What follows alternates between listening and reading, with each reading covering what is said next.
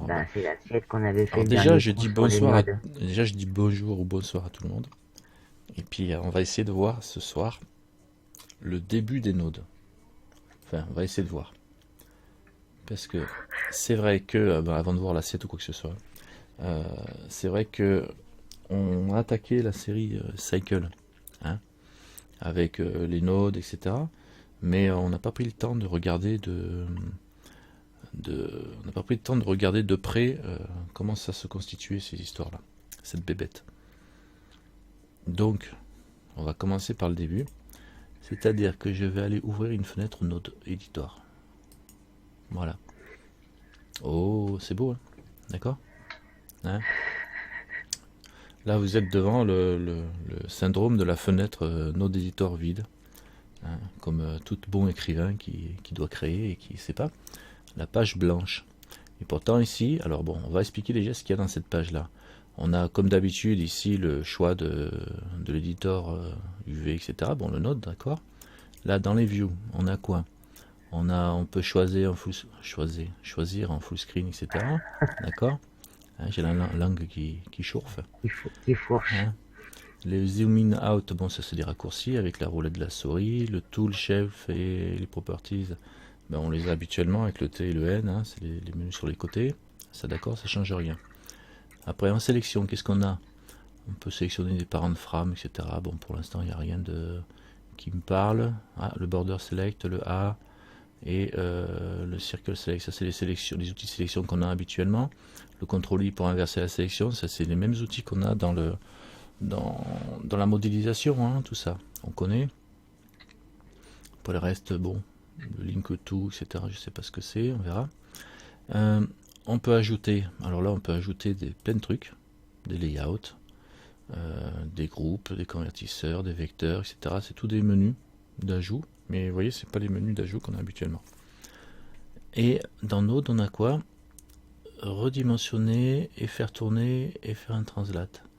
Ici, ok, les duplications avec le Shift D habituellement pour effacer le X, le CTRL X pour effacer avec une reconnexion, tiens, ça c'est intéressant. On a quoi? C'est bien de lire les menus avant de s'en servir parce que ça fait faire un petit tour du propriétaire, quoi, même si on s'en sert pas. De joindre dans une nouvelle frame, le CTRL J, ben, ça permet de joindre.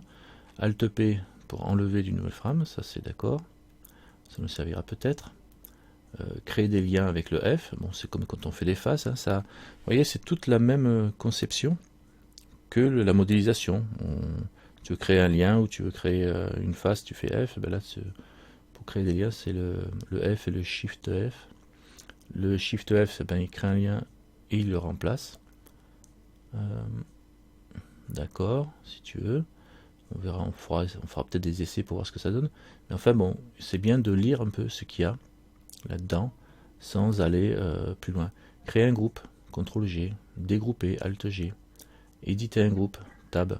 Ça, on va les essayer, ça, pour voir tout à l'heure. J'ai Ah, c'est déjà. ce que j'ai fait, moi j'ai créé Ouais. un groupe aussi tout à Rien, l'heure, rien un groupe de qu'en. nodes. Ouais, ben rien qu'en voyant ça, ça me donne des petites idées de ce que ça peut faire, quoi, en fin de compte. Genre, tu sélectionnes plusieurs boîtes et tu crées un groupe.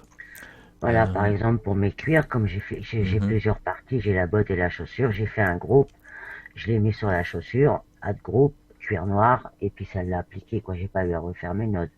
Ça c'est d'accord, bien. d'accord.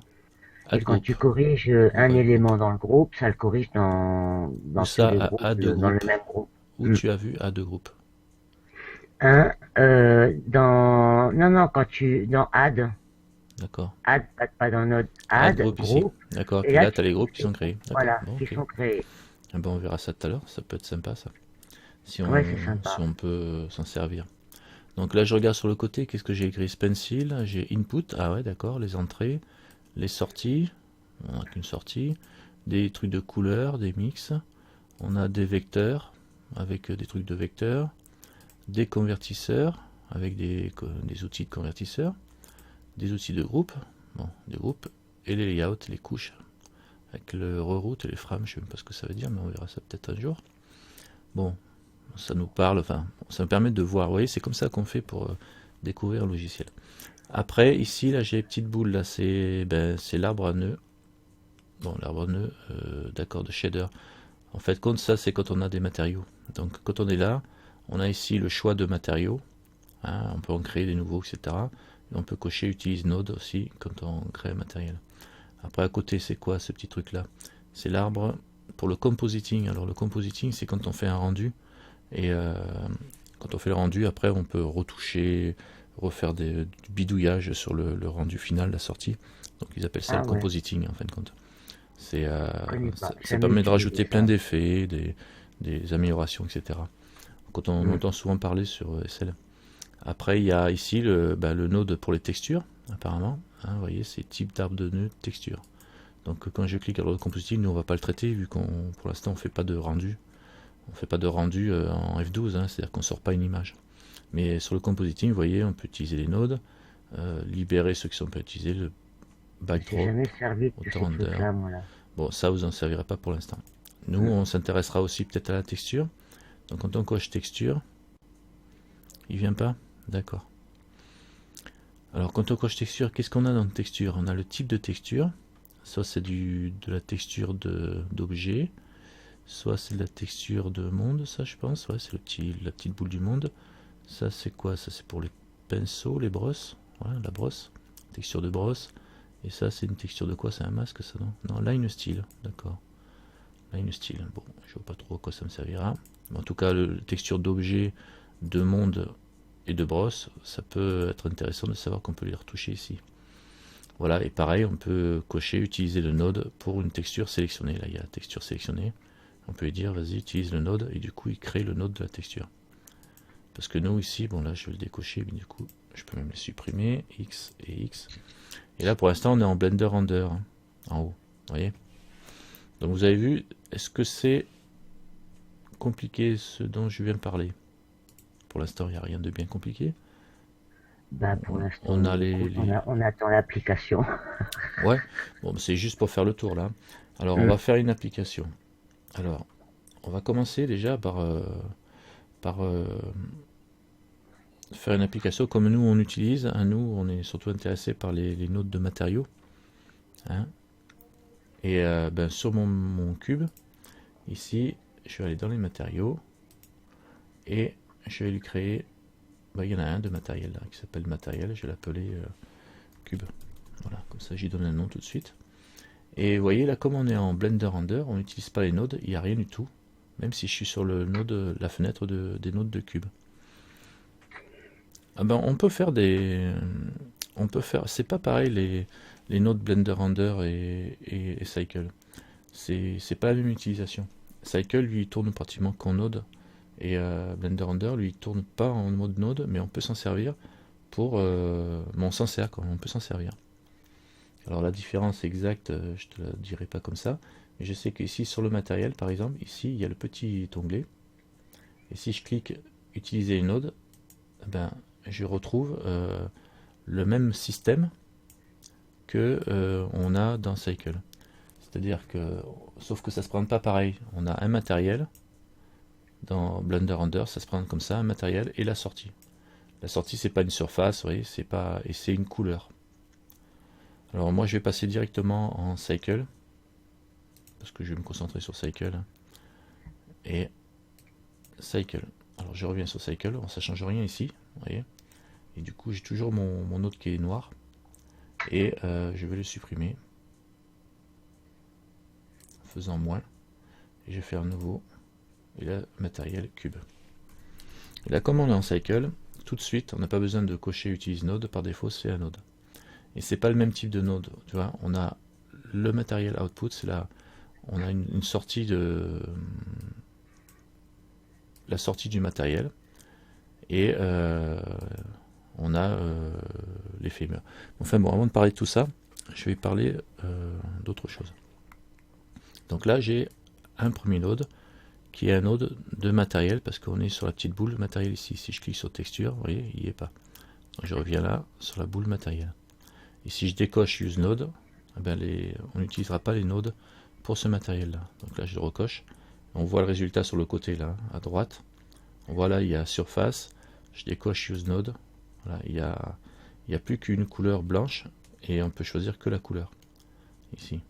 Et si je veux utiliser les nodes, je coche use node et il me raffiche les paramètres de ce node, de ce matériel-là. Bon, ça d'accord, c'est le petit coche Use Node.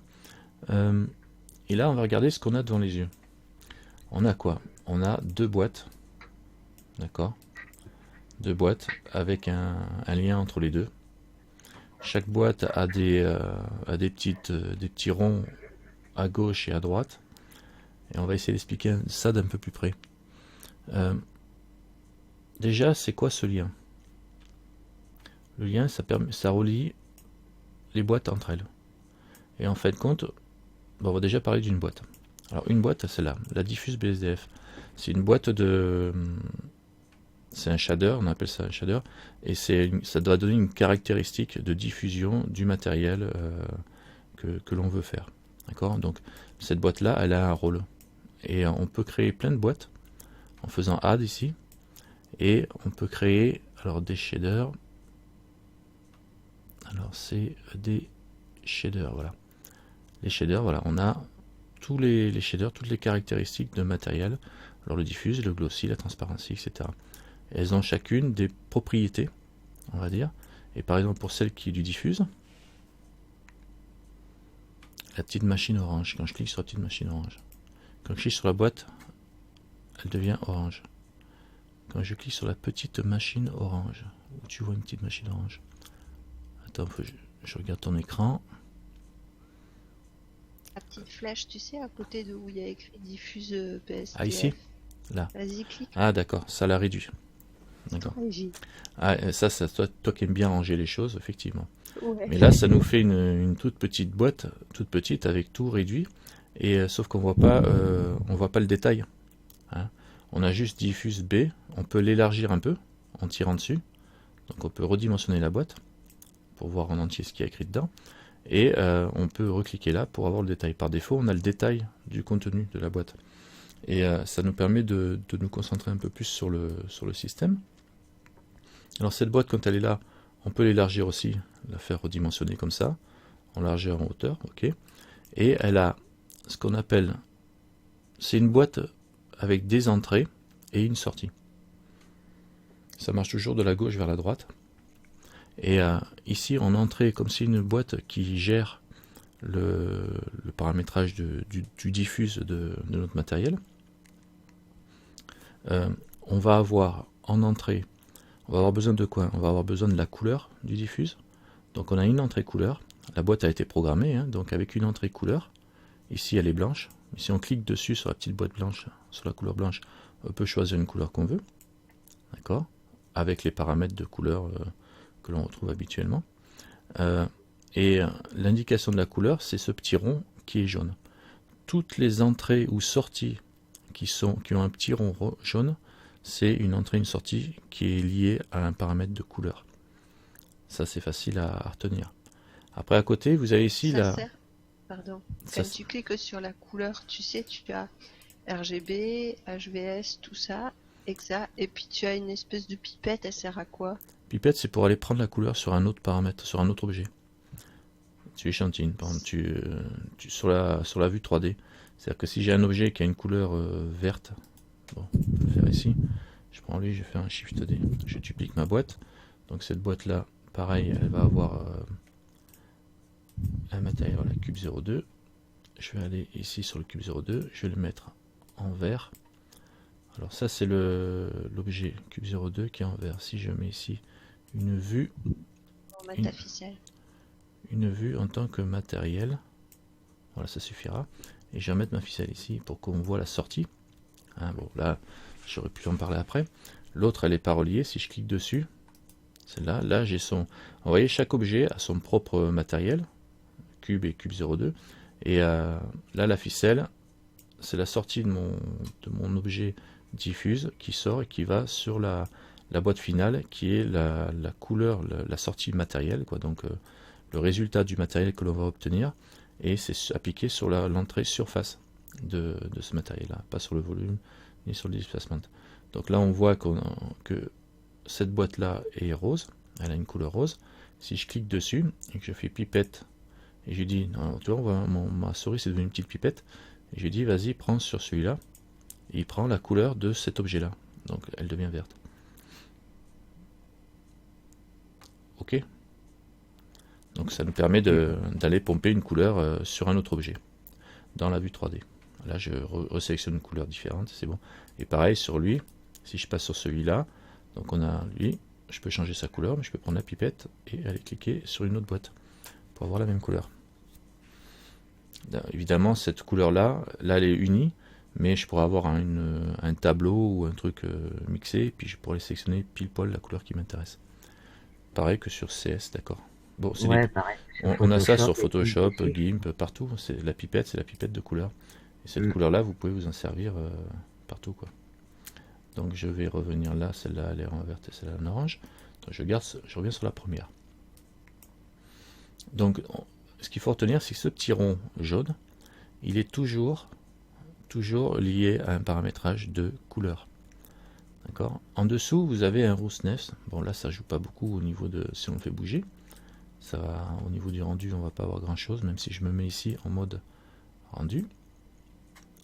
Si je bouge mon roughness, ça ferait bouger un petit peu c'est plus ou moins dur au niveau du retour de lumière, mais là on voit pas grand chose. C'est pas tellement adapté pour être visible sur le diffuse. Mais ça, en tout cas, c'est une valeur qu'on fait bouger. On va de 0 à 1 ici. Et ici, on a un petit rond gris qui détermine l'entrée. C'est-à-dire que soit on change à la main la valeur, ici, soit ici, il va rentrer le résultat d'un calcul quelconque, etc., qui va donner une valeur et qui va être rentré sur ce petit rond gris. Et tout ce qui est gris ici, c'est des valeurs. 0 à 1 ou plus. D'accord? Donc les petits ronds gris, il faut retenir, c'est des valeurs, des variables en valeur flottante de 0 à 1 ou plus, mais normalement c'est de 0 à 1. Et en dessous, vous avez un petit rond violet. Alors gris c'est du neutre ou gris ça va avec du gris. Gris c'est du neutre, c'est-à-dire Gris, ça veut dire que tu peux avoir un petit rond. Là, tu vois, le rond vert, il est attaché à l'autre rond vert, la ficelle. oui. Le Oui. rond jaune, il faudra avant que tu y mettes un autre petit rond jaune, si tu veux Ben, mettre une ficelle. Voilà, ben Là, voilà, ici, il faudra avoir une autre boîte qui a une sortie, pas verte, mais qui a une sortie jaune. Et le la sortie gris, jaune, je pourrais la relier là. le gris, ça va que avec du gris ou ça peut aller avec n'importe quelle couleur? Ça va avec ce qui peut être compris comme du gris. C'est-à-dire que vu que c'est censé être une valeur, tu vois, C'est que du gris. c'est censé être une valeur. Une valeur de un chiffre, quoi. C'est censé être un chiffre. Si tu mets la sortie d'un vecteur, par exemple, je sais pas quelle valeur il va prendre, tu vois. Si tu mets une sortie d'un vecteur, il va interpréter ton vecteur. Et il va lui donner un équivalent en programmation. C'est comme s'il faisait un float du vecteur, quoi. Donc il pourrait donner une valeur. Mais par contre, tu peux prendre un vecteur ou juste un paramètre d'un vecteur. Tu peux prendre, par exemple, une sortie de couleur en RGB et prendre que le rouge. Et la sortie rouge, ben, même si c'est une couleur, ben, la sortie rouge, elle a quand même une valeur entre 0 et 255. Oui, mais pour le brancher, la ficelle, il faut gris sur le petit rond gris. Ah bah oui, ça serait mieux. C'est plus logique de faire gris sur un rond gris. Mais si tu mets un jaune sur un rond gris, ça fera quelque chose. Mais ça fera peut-être pas. C'est pas fait pour, quoi. Alors que le jaune, tu mets que jaune sur un rond jaune. Si tu mets du vert sur un rond jaune, ouh. Ah ben ça va donner, ça a pas vraiment de sens. Ça se connectera, mais ça n'a pas de sens. Tu vois, si tu mets du vert sur un rond jaune, c'est que tu mets la sortie d'un shader qui est plein de paramètres différents, mais c'est tout sauf une couleur. C'est pas une couleur, quoi. C'est pas une image, c'est pas une couleur. Donc si tu sors là, tu vas obtenir quelque chose qui est un peu bizarre. C'est pas fait pour, donc ça a pas de sens. C'est comme si tu mettais, comment dire. Des fraises dans la purée. Ouais, pourquoi pas. Voilà, c'est comme si tu mettais des fraises tu écrases des fraises dans ta purée. Ça va donner quelque chose, mais c'est pas fait pour. C'est mauvais, franchement, d'accord. Moi, j'ai jamais essayé, à vrai dire, les fraises dans la purée. Bon, après, ça peut donner des choses étranges et ça peut donner ce qu'on pourrait appeler, un hack. C'est-à-dire que tu dis, tiens, je prends la sortie d'un vecteur, je la mets sur la couleur, une entrée couleur, et en fait, compte, ça donne quelque chose. Mais ça donne quelque chose qui est logique si tu réfléchis au truc, mais c'est juste un résultat c'est pas fait pour être utilisé comme ça en tout cas. Après ici, les normales. Alors les normales, c'est tout ce qui est paramètres normal, les normal maps, etc. Donc on rentre ici avec des entrées normales. Et les normales sont des vecteurs. D'accord. Si je me souviens bien. Attends, j'ai un doute là. Tu vois, du coup, je me paye un bon doute là. Alors, je vais faire, par exemple, je vais prendre vecteur, mapping, je rajoute un, voilà, je mets une boîte de vecteurs, et là j'ai une sortie vecteur, c'est ça. On dit vecteur, pourquoi? Parce que c'est la forme d'un vecteur, on peut dire que c'est du x, y, z en sortie. Là, ma normale, je peux la relier, ça sera une application en x, y, z, sur la taille, sur la position, sur la rotation, et on peut se mettre directement en vecteur. Vous voyez, donc on a bien une sortie vecteur. Alors, un vecteur, vous allez me dire qu'est-ce que c'est? Ben, un vecteur de position, vous savez ce que c'est, grosso modo. Hein, quand on modélise, hein, en x, y, z, on a 3 coordonnées. On peut définir une couleur, un peu comme un vecteur en RGB, en rouge, vert, bleu. Ça pourrait être aussi dessiné comme un vecteur. Mais les couleurs, c'est les couleurs. Donc les normales, c'est les vecteurs. Les vecteurs, on s'en sert surtout pour positionner ou pour définir une position de vertice. D'accord? Donc position, rotation, etc. Mais c'est surtout pour positionner. Après, pareil, on peut peut-être faire des hacks pour s'en servir, donner des résultats différents.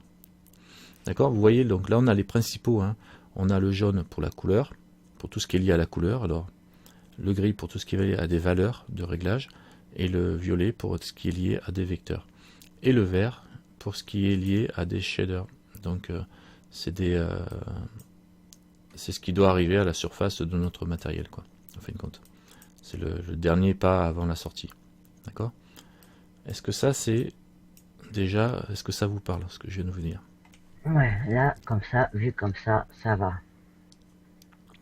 Enfin, pour moi, ça va. Ok pour Ferry. Marion? Marion, ça va? Ça vous parle pour l'instant? Pour l'instant, ça va, on explique les boîtes. Hein. Après, qu'est-ce qu'on a d'autre? Maintenant qu'on a déjà une boîte avec un matériel sorti, là, qui nous parle ici, qu'est-ce qu'on a d'autre ici? Est-ce qu'il y a des choses qui ont changé? Bon, il n'y a pas grand-chose qui ont changé. Si je clique sur monde, bon, voilà, on peut changer le type. Vous voyez, on est sur matériel, donc on peut changer le type de matériel. Ça peut être un matériel de monde ou des matériels de brosse, etc., de ligne. D'accord. Bon, je reviens sur le matériel d'objet. Donc, je retrouve mon objet. Et on va voir ce qu'il y a dans Node maintenant. Alors là, pour le coup, il y a plein de choses qui ont été activées. Allez, descends un peu, toi. Ici, je vais sur Node. On va faire un petit peu le tour de ce qu'on a. On a quoi? Des translates. C'est pour déplacer, quoi. Hein, c'est ça. Je sélectionne un objet ou... Alors voilà, tiens. Avant de faire ça, j'ai ma boîte, je peux la déplacer en cliquant dessus, en restant cliqué, et je la déplace en restant cliqué, quoi. D'accord? Je l'attrape et je clique. Le matériel, pareil. Et entre les deux, on a ce qu'on appelle un lien. C'est-à-dire que si je décoche ici, ça c'est la sortie, le résultat de mon matériel. C'est ce qui va être appliqué sur la surface, parce que surface ou sur le volume. Là, pour l'instant, on n'a rien qui rentre dans notre boîte, ni en displacement. Alors le displacement, ça va être une valeur du modifier displacement. D'accord? Bon, on pourra voir après comment ça fonctionne. Le volume, ça va être la valeur du matériel en forme volumique, on va dire. Et nous, on travaille surtout avec la surface, parce que c'est les surfaces qui nous intéressent quand on fait du bake, hein, du cycle render. Et donc nous, ici, il faut bien qu'on rentre quelque chose. Il faut rentrer un shader. Ici, on prend le shader diffuse BSDF parce qu'il y a une sortie en forme de shader et je vais l'attraper ici, je tire, hop, et je le relie ici. Du coup, on voit la sortie de mon diffuse est appliquée ici et donc ça devient visible. Pour détacher un lien, je clique, je le tire et je le détache. Je peux aussi le couper en faisant CTRL. Je maintiens le CTRL appuyé et je tire un trait, ça le coupe. D'accord? Ça permet de faire ça. Et si on fait Shift CTRL, quand on coupe, quand on supprime, enfin bon, on verra sur d'autres trucs, ça permet de faire des liaisons automatiques après. Bon, mais déjà ça c'est vu. Et il y a ce qu'on a vu tout à l'heure, C'est-à-dire que là on a des détails visibles, on peut cliquer sur la petite flèche pour réduire la petite boîte, pour qu'elle prenne moins de place. Et là pareil, et là du coup tous les détails à l'intérieur sont plus visibles, mais on a quand même les 3 petits points d'entrée et le point de sortie. Et on verra tout à l'heure comment grouper, parce que là c'est pour l'instant c'est pas tellement judicieux de grouper ça, quoi. Donc si je sélectionne plusieurs boîtes avec le shift enfoncé, je peux en sélectionner plusieurs. Ça c'est comme en modélisation, et après clic droit je maintiens le clic droit, et si je prends plusieurs boîtes, hop, hop, hop, hop, attends, j'ai la deuxième sélectionnée, et si je veux les déplacer maintenant, ah ben, il faut faire un G. Un G, non? Voilà, tu fais un G et tu déplaces tes boîtes. Mais voilà, ça, shift, clic droit, d'accord, il n'est pas d'accord pour me faire le truc en direct, d'accord. Donc après, on peut sélectionner une boîte. Quand on a une boîte de sélectionner qui est active, on a les paramètres sur le côté. Quand on appuie sur N, on a le menu sur le côté qui s'ouvre là. Et on a le nom de la boîte, diffuse BSDF. Alors on pourrait la renommer, c'est-à-dire je peux l'appeler diffuse Toto. Et là, cette petite boîte là, alors name diffuse Toto, et le nom est, si je mets le label, Toto. Voilà, le label, ça change le nom de la boîte ici. Quand je réduis, ça s'appelle que Toto. D'accord, c'est l'étiquette. Donc là, je peux l'appeler Toto orange. Orange, parce que je sais que j'ai mis une couleur orange dedans. Et que la sortie, elle va être orange, en fait, compte. D'accord, Toto orange simple, et puis moi, je sais que j'ai ça là-dedans.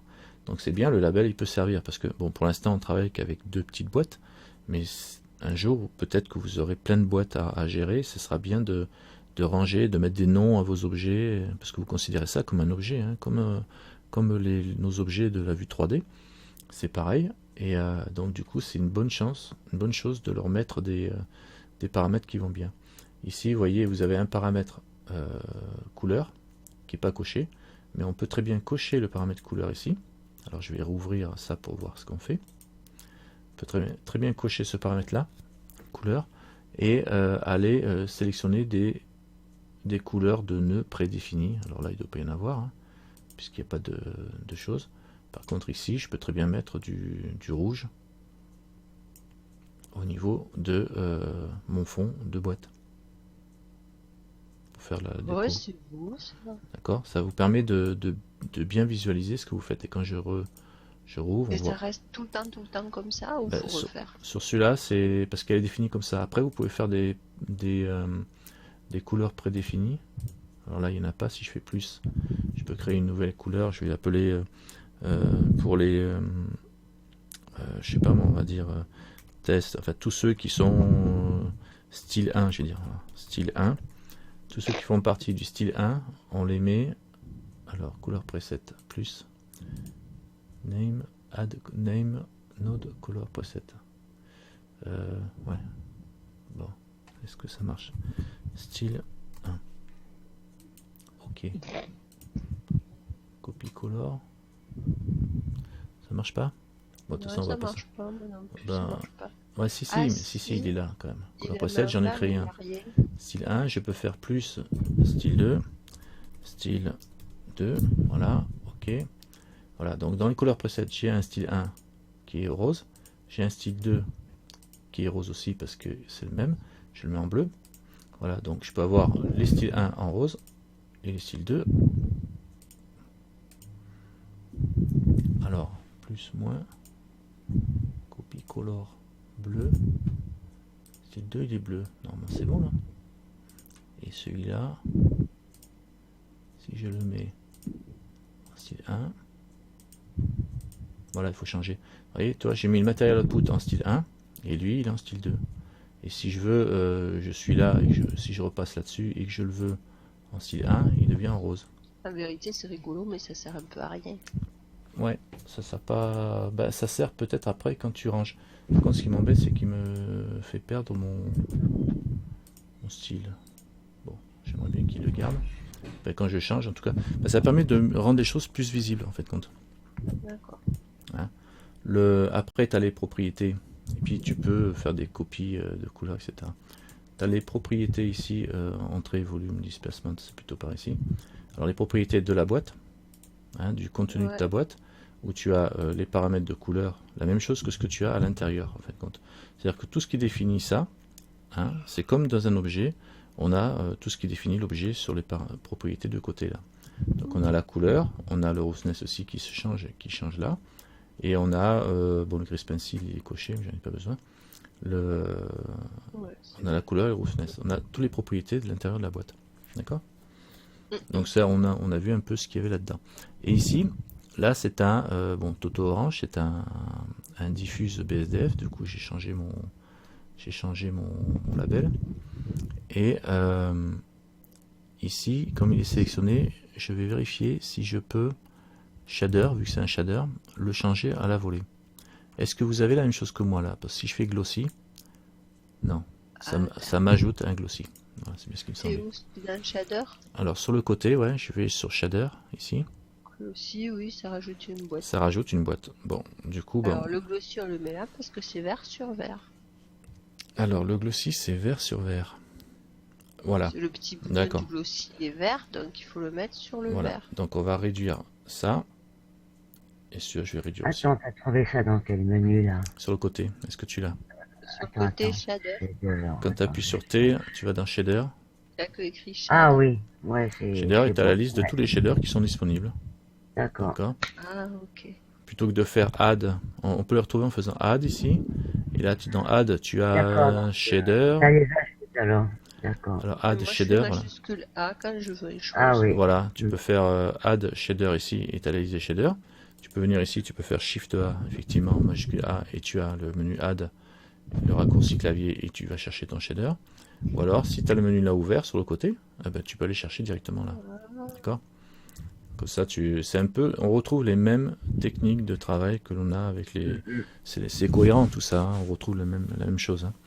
Et là, effectivement, si on observe le glossy, alors lui aussi, on va le comparer avec lui. Le glossy, bon, c'est pas un bon exemple parce qu'il a la même structure, grosso modo. Il a un petit peu de paramètres en plus. Bon, il y a une sortie qui est verte de shader qui devra s'appliquer ici. D'accord? Et là, on se dit, ah, tiens, c'est bizarre, ça me fait sauter l'autre. Pourquoi? Parce que l'entrée là, elle ne supporte qu'une seule entrée, qu'un seul paramétrage. Donc, il va falloir faire quelque chose. C'est soit un, soit l'autre, ou alors, il faudra faire une opération pour n'avoir qu'une seule sortie à brancher ici. Il faudra faire un mélange des deux. Donc là, on a bien du vert et du vert, ça va. On a en paramètres sur le glossy, on a du jaune, donc une entrée de couleur qu'on peut toucher, on la touche manuellement. On peut relier le jaune à l'autre jaune alors. Non, ça c'est les entrées. Si tu relis celui-là, tu peux pas relier une entrée avec une entrée. Il faut que ce soit la sortie d'autre chose qui vienne sur les entrées. Par contre, tu peux avoir une sortie de quelque chose qui sort de la couleur, qui se rentre là, et qui sorte deux fois ici. Qui rentre et là, et là. La sortie, tu vois. Les entrées, on peut en avoir qu'une en fin de compte, si tu regardes. Et là, c'est comme un petit train, quoi, en vérité. Voilà.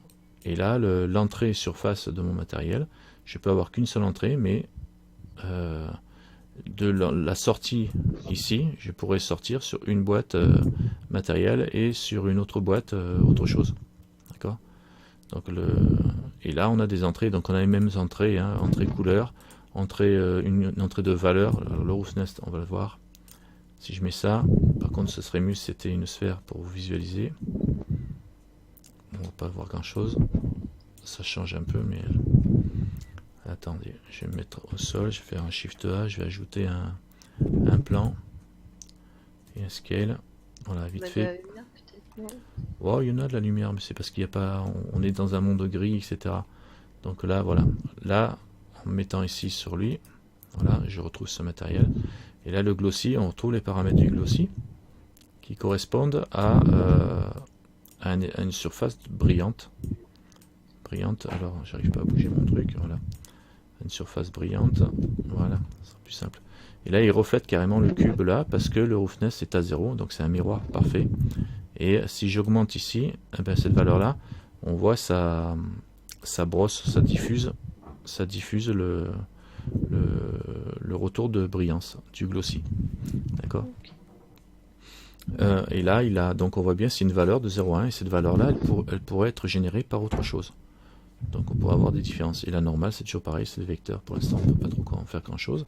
On a ce paramètre-là qui est lié au glossy, différents types de façons de retourner la lumière. Alors le sharp, c'est très dur, vous voyez, c'est un retour très dur. Il faut augmenter vraiment beaucoup. Je ne sais même pas si c'est vrai là. Non, ça bouge pas du tout carrément. En sharp, votre roughness, il est plus du tout, il bouge plus du tout. Ce qui est un peu logique, hein, vu que c'est les angles durs. Donc après, il y a des Beckman. Ça, c'est les différentes façons de gérer le roughness. Si je me mets comme ça, et lui, le CGI, c'est celui qu'on avait. Il est un petit peu plus diffusé, un petit peu plus étalé que le Beckman. Beckman est différent. Bouger avec le CGI, voir ton truc. Bouger un peu quoi? Le roughness. Ah oui. Bah, si je pousse vraiment, ça diffuse complètement. Ça, ça pas grand-chose. Hein. Bah si, en bout de route, on est carrément en mode diffuse. Si je me mets en début, on est carrément en mode miroir. Et ça bouge très vite. Je bouge un tout petit peu là, voilà. Comme ça, mince. Je vais mettre à 0.05. Voilà, 0.05 déjà. 0.015. Déjà, on a un flou, quoi. Ouais. Et là, en fonction de l'opérateur, de la distributeur, on n'a pas exactement le même flou. Vous ferez les tests, ça va particulièrement super. Peut-être ici un peu plus fort. Voilà, on voit plus la façon dont, tu vois, ça fait plus un arrondi et ça diffuse après. Par rapport au CGX. CGX est plus droit, on va dire. Bon, ça, il faut regarder les paramètres de ce que ça veut dire exactement. Vous ferez des tests. En général, vous n'allez pas trop bouger, quoi. Surtout au début, du moins. Donc voilà, bon, on voit bien que ici on a un objet qui définit la surface, la façon dont est retournée la lumière, parce que c'est son rôle au niveau réfraction, et il a ses propres paramètres qui dépendent de ce type d'objet là. Il n'y en a pas beaucoup, il y a des logiciels où ils ont beaucoup plus de paramètres. Pour le glossy, ils vont en avoir une vingtaine, tu vois. Donc c'est encore plus compliqué à apprendre. Nous, on n'en a pas trop à gérer pour l'instant. Et là, quand je regarde, donc du coup, j'ai mon glossy d'un côté et j'ai un diffuse de l'autre. Je veux l'appliquer sur la sortie ici, mais je voudrais appliquer un mélange des deux. Ben, il existe des boîtes de shaders, c'est dans le shader, qui nous permettent de mélanger l'entrée. Bon, on va la mettre tout de suite. Hein. Donc c'est dans un shader, parce qu'on va mélanger les shaders, donc c'est dans les shaders. Si on mélangeait des couleurs, ben, ça serait dans les couleurs. On aurait les mélangeurs de couleurs. Donc là je reviens à shader, on va mélanger les shaders et je vais faire un mix shader. C'est une boîte pareille et c'est une boîte avec des entrées en vert.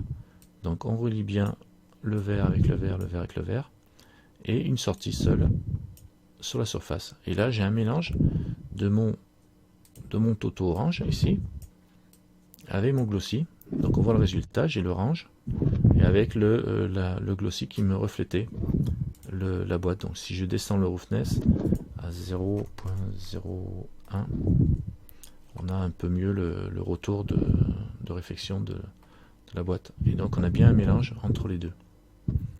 D'accord? Donc là, et là, cette boîte là, je suis allé la chercher. Je suis pas allé la chercher partout, n'importe où, je veux dire. Je suis vraiment allé la chercher dans les shaders parce que c'est des shaders que je mélange.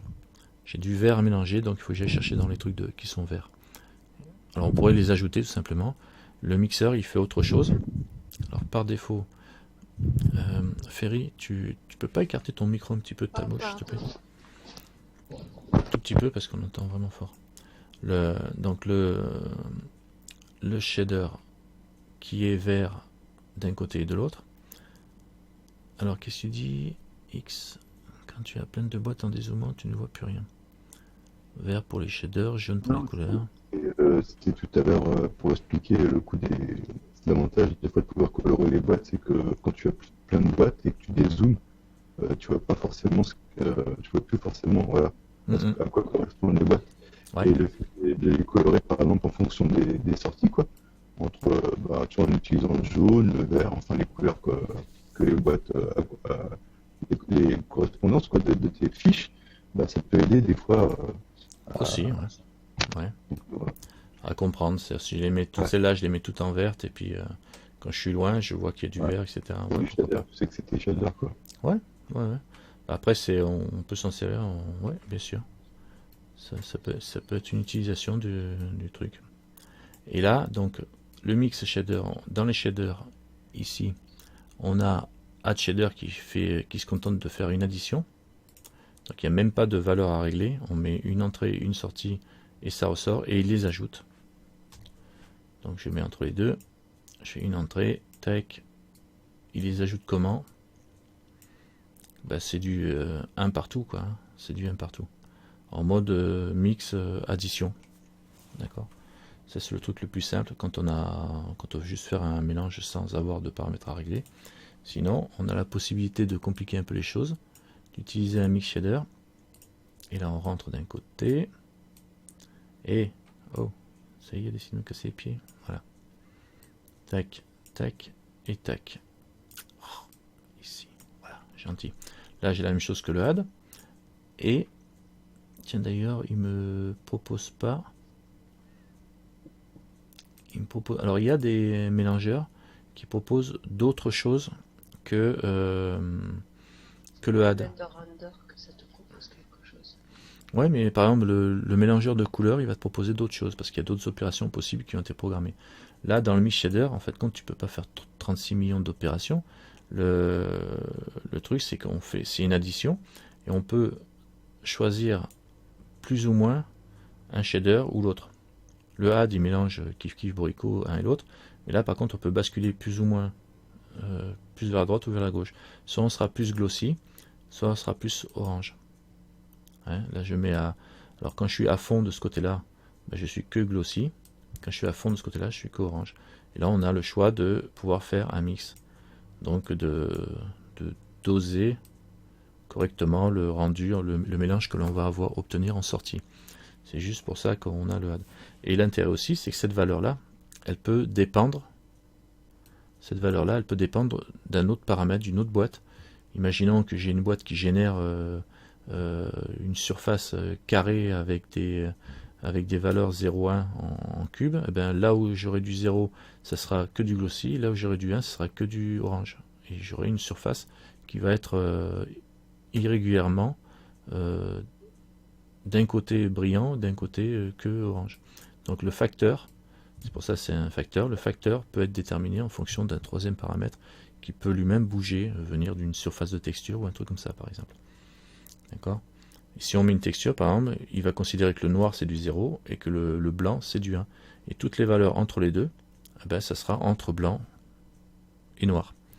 Donc, si c'est une image noir et blanc, bon, ça fera que des 0,1.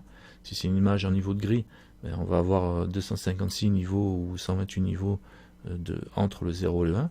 Si c'est une image couleur, eh ben, il va faire une espèce une conversion automatique dans sa tête.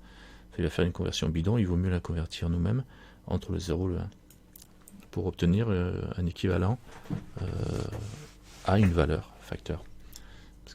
D'accord? Vous avez capté cette histoire? On va le voir, on pourrait le faire tout de suite, mais est-ce que vous avez compris qu'ici on peut rentrer une valeur qui va remplacer la valeur que je crée ici? Bon, X il a compris. Non? Bon, je pense qu'il faudrait... Ouais, Marion, t'as compris? Marion est allée se suicider. Ah, t'es pas sûr. Jérémy à moitié. Non? Ça me rassure. Eh ben, si vous n'avez pas compris, c'est que j'ai mal expliqué. Donc, je vais recommencer en faisant autrement. Imaginez que... Alors, bon, là, vous voyez, on a l'objet. Je pourrais... Eh ben, je reviendrai dessus plus tard. Parce que avant de vous montrer ça, ça sera peut-être plus simple de passer à un autre paramètre qui nous permettra d'expliquer mieux ce facteur-là après. Je crois. Oui. Il vaut mieux passer à autre chose et après parce que ça, au début, on le gère comme ça. Bon, sinon, vous avez compris Parce que là, pour le le- moment, la petite barre bouge. Ça te sert à régler entre le petit poème vert 1 et le petit poème vert 2. Voilà, ça règle ça règle le mélange qu'on a entre l'entrée là et l'entrée là. En fait, quand on a des entrées, une boîte avec des entrées, et puis il y a une seule sortie. Et donc avec ça, on peut régler la composante entre l'entrée là et l'entrée là, entre les deux entrées. Tu peux mettre un truc, une autre boîte avec du blanc et du noir, et que ça te remplace le petit poème vert 1 et le petit poème vert 2. Ça remplace pas le petit point vert 1, elle sera connectée sur ici, la troisième boîte. Et la troisième boîte avec du... voilà, c'est pour ça que je vais vous expliquer. Je vais déconnecter ici, comme ça, je n'ai plus rien ici. D'accord? Et je vais rajouter un shader. Alors, un shader diffuse. J'en mets un deuxième. J'en avais un ici orange, mais je m'en fous, j'en démarre un autre. Et celui-là, je vais le relier en solo, ici, à la surface. Donc il est blanc, je vais lui mettre un petit vert, comme ça on voit la différence, d'accord? Lui c'est le vert. On va faire la même chose que je voulais faire ici, mais on va le faire sur la couleur. La couleur ici, on la règle nous à la main, d'accord? On la règle à la main, la couleur là. Ouais. Pour l'instant on la règle à la main, d'accord? Donc là si elle est blanche, on la laisse en blanche, mais au lieu de la régler à la main, on pourrait avoir quelque chose ici qui fasse ce réglage pour nous. Et ça, ici, alors le réglage, il va se faire comment? Il va se faire sur la surface de notre objet complet. C'est-à-dire que là, en fait, ce que je vais faire, c'est que je vais rajouter une texture en noir et blanc, une texture carrée, là, comme on a, et je vais la brancher ici. C'est-à-dire qu'au lieu d'avoir la couleur noir, blanc ici, je vais avoir une texture carrée, ou une texture, attends, on va en chercher une. Je vais faire ça, hop là, je vais ouvrir ici. Je vais déplier ça, je vais aller dans UV Image Editor et je vais aller dans Nouveau et je vais prendre une texture. Tu peux prendre ton flocon et noir et blanc. Non, pas le flocon, je vais prendre de l'UV Grid là. Ouais. L'UV Grid c'est nos trucs carrés là. Voilà la grille comme ça là avec plein de carrés noir et blanc là. Enfin gris et beige quoi, on va dire. C'est presque du noir et blanc, on va dire. Elle existe cette texture. En fait, quand j'aurais pu me passer de celui-là, elle existe quand je veux ajouter une texture. Alors, une texture, c'est une couleur, hein, parce que je vais mettre une couleur là. Et une texture, c'est considéré comme une couleur. Donc, je vais dans couleur, ici, et on voit. Je suis dans couleur là, ouais. Inverte, RGBQ, machin. Alors, qu'est-ce que j'ai d'autre? J'ai des layouts. Parce que je sais qu'il y en a la possibilité de rajouter une texture de test. Ça c'est des convertisseurs, ça c'est les vecteurs, ça c'est color. Ah non, texture. La texture. Voilà. Dans texture, on a plein de choix de texture et on a la texture checker. La texture checker, elle est noir et blanc. C'est une texture de comme ça, mais noir et blanc. Et là, on voit en paramètres, elle a du blanc, le plus blanc, et le deuxième c'est du gris. Donc je peux mettre du noir. Ça va faire un damier en noir et blanc. Ça c'est les deux premiers paramètres. Et la sortie c'est une couleur. Il y a nulle part où Magie Texture, Wave Texture, Noise Texture, tout ça, on peut voir à quoi ça ressemble. Ah bah si tu fais comme moi je fais, au lieu de mettre ton Noise Texture, tu le mets, ton Noise Texture, et tu le relis. Et tu vois ce que ça donne en sortie tout de suite dès que tu vas le relier. Tu vois, au lieu d'avoir du blanc en couleur, tu vois, le blanc du couleur il disparaît. Et ouais. Il est remplacé par ma texture. Et ma texture là c'est une texture checker. Et là je pourrais mettre du rouge et noir. Tu vois, j'ai deux paramètres, un paramètre pour définir la couleur du damier blanc et pour définir la couleur des cases noires et la couleur des cases rouges, blanches quoi du moins. Donc là je vais mettre du blanc et du noir. Là c'est le checker texture, il est bien pratique pour faire des tests pour checker. Donc là, on voit le résultat. Donc notre texture, enfin, notre couleur qu'on avait juste ici simple, qu'on mettait vert tout simple, eh bien, on la remplace par une texture qui est un checker noir et blanc. On peut la remplacer par ce qu'on veut, par une texture d'image. T'as vu la brique, elle est jolie. Alors là quoi? La brique. La brique où? La texture de brique, ça fait noir et blanc, mais en 3 couleurs. Ah, il y a une brique? Alors attends, on va faire. Ouais. Je vais aller dans texture, j'ai pas essayé. Alors image, brique, texture de brique. Alors elle a d'autres paramètres. Alors je Je vais Pourquoi décocher. t'en as plus, toi? Je sais pas. Alors je te fais ça et je mets couleur brique. Alors couleur brique, moi ça me fait ça. C'est étiré. Alors d'un côté c'est tout étiré parce qu'on n'a pas fait le dépliage. Et on n'a pas défini la façon dont il était appliqué. Ah Donc ouais. on regarde. Voilà, on a la brique aussi. Bon, on peut rester sur la brique si on veut, hein. Alors sur la brique, on a plusieurs couleurs. On a le blanc des briques blanches, le noir des briques plus foncées et le joint. Je peux faire le joint en rouge. Alors ça c'est pas le joint, ça c'est les briques foncées. Le noir c'est le mortier, voilà, le joint il est là. Et le blanc pour le blanc. Blanc et le noir pour le joint, d'accord.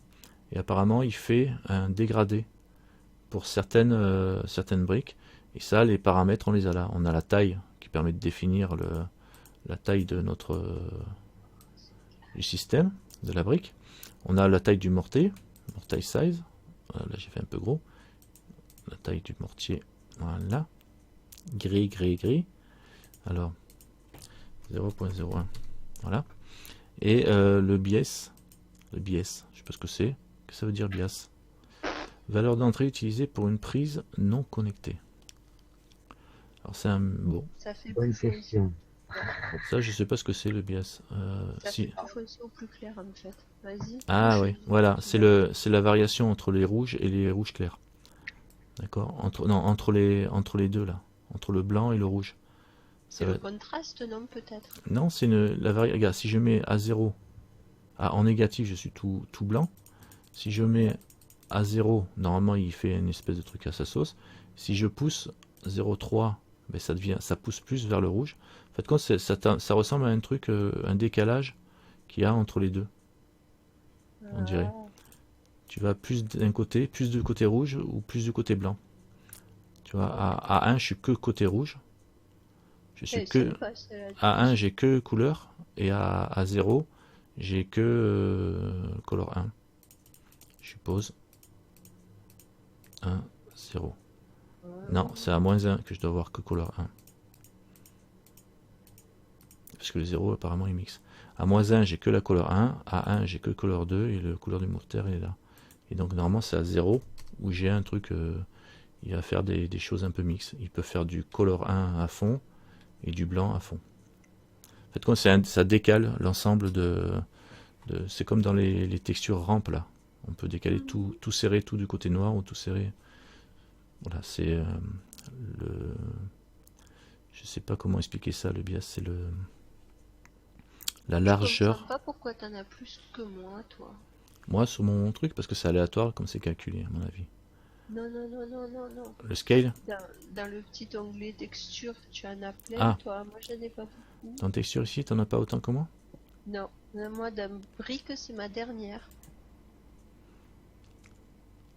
Alors, moi j'ai quoi? J'ai point density en plus. C'est cool, ça.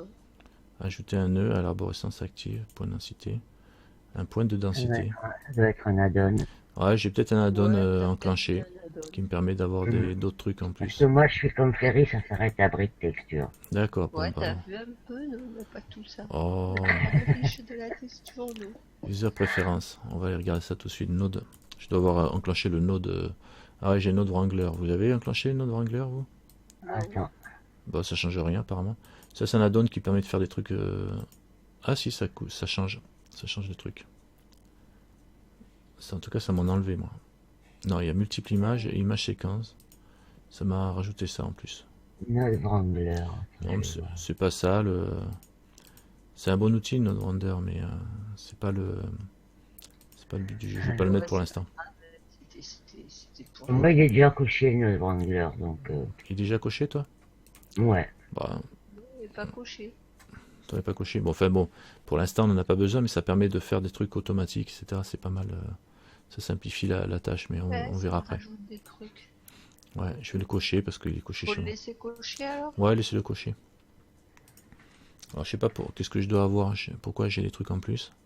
Mais bon, c'est pas bien grave. C'est Après, le principe pour l'instant. Peut-être. Moi, je regarde Sky, Noise, Wave, Runoy, Musgrave, Gradient, Magic Texture. Non, mais il n'y a que le point density Ferry qu'il a en plus. Hein. Moi, je parle par rapport à moi. D'accord. Ouais, et puis les deux en haut là, que c'était le Wrangler. Ça, c'est le vendeur. Bon, point density, ok. Hmm. Alors, on va pas faire un... Ah, j'ai le droit d'en avoir un peu plus que vous quand même, non? Ouais, Non. C'est le chef. Voilà. Donc, alors le brick texture, voilà, on a vu, on revient, je vais décocher le brick texture parce qu'elle est un peu compliquée cette texture. Et je vais revenir sur lui, qui est juste un checker noir et blanc. D'accord? Ouais. Et ça sera plus simple de comprendre avec lui. Parce que, Mhm. parce que je sais plus ce que je voulais faire et pourquoi je vous montrais ça. Tu voulais Ça nous y est. expliquer, mettre, Oui, Ouais. oui, ça y est. mettre lui à la place du facteur pour Voilà. qu'on voit ce que ça faisait le D'accord. Oscillus. Donc là, on voit le résultat de la texture, la texture appliquée à notre objet. Et on voit que ici, par exemple, j'ai du noir, ici j'ai du blanc, là j'ai du noir. Donc on voit bien qu'il y a un carré qui est appliqué à la surface de notre objet, parce qu'on est bien sur la surface. Et chaque vertice, enfin c'est sur les surfaces de l'objet. Le truc, c'est si, au lieu de me brancher ici sur la surface de l'objet, ma couleur, en fait, compte ma couleur ici, c'est que du noir et du blanc. Donc ça va de 0 à 1. C'est une couleur, donc justement, et là je peux très bien prendre ma couleur et la relier directement ici sur le facteur parce que j'ai du noir et du blanc. Alors ça fait quoi? Je sais pas. Ah bah moi ça fait rien du tout. D'accord? Faut brancher la boîte. Ça fait rien du tout parce qu'il faudrait que je la branche la boîte. Déjà, ici, je branche la sortie. Et là je regarde, on voit ce que j'expliquais tout à l'heure par rapport au facteur. Sans le facteur ici, je pouvais changer, soit mettre tout rouge, enfin tout orange, ou tout en mode réflexion.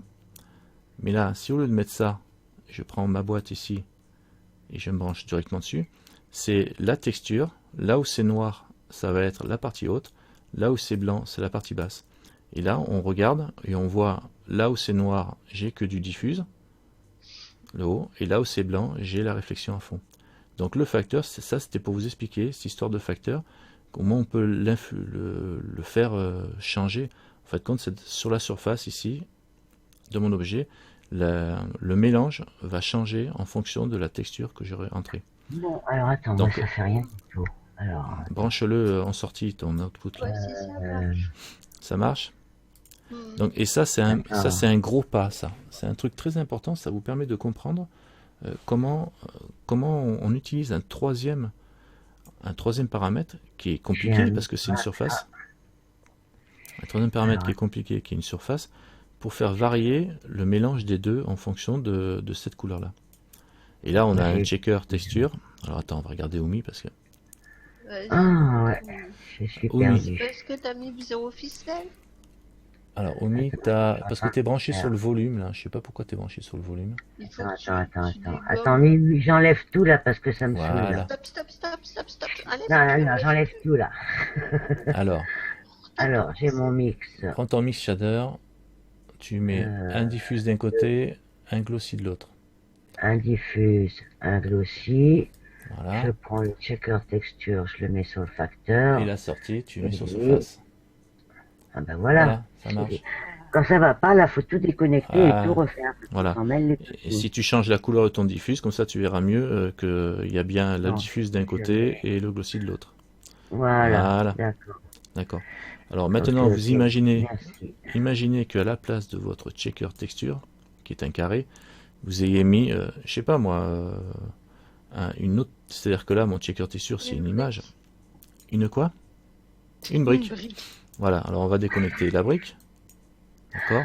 Alors ça va être un petit peu plus compliqué. On se rappelle que la brique, ça nous faisait notre brique tout à l'heure. Donc je le vois ici, et j'obtiens à peu près la même chose, sauf qu'on était en rouge et noir. Donc le résultat, vous voyez, c'est... alors ce qui est blanc, ben, c'est comme ça. Ce qui est rouge, c'est pas tout à fait noir. Donc c'est comme si on était à 0,7 par exemple sur l'orange, et à 0 sur le glossy. Alors le noir, il est bien noir. Enfin, le blanc est bien blanc, mais au lieu d'avoir du noir, on a du rouge.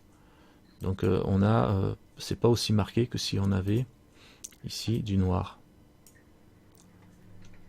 C'est encore pire. Le bias, il dit bon. Mais du riz? Non, mais c'est bon. C'est bien ça. C'est génial avec le Voronoi. C'est bien ça, voilà. Et ça, avec le Voronoi, c'est génial. Ouais. Et là, le truc, c'est que, attendez, regardez un peu.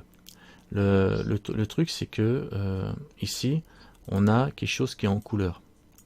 ben moi j'avais de la couleur là, j'avais du rouge et du blanc. Et une variation entre le rouge et le blanc.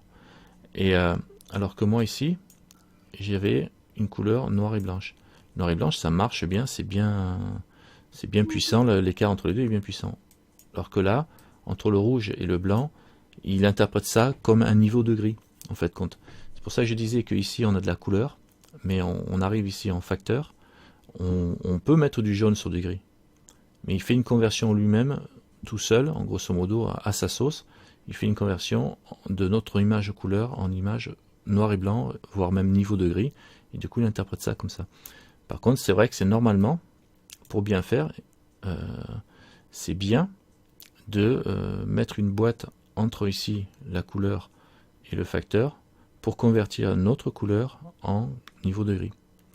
Est-ce que par exemple, pendant 2 minutes, vous pouvez faire un truc pas intéressant le temps que je prends un médicament parce que j'ai bobo?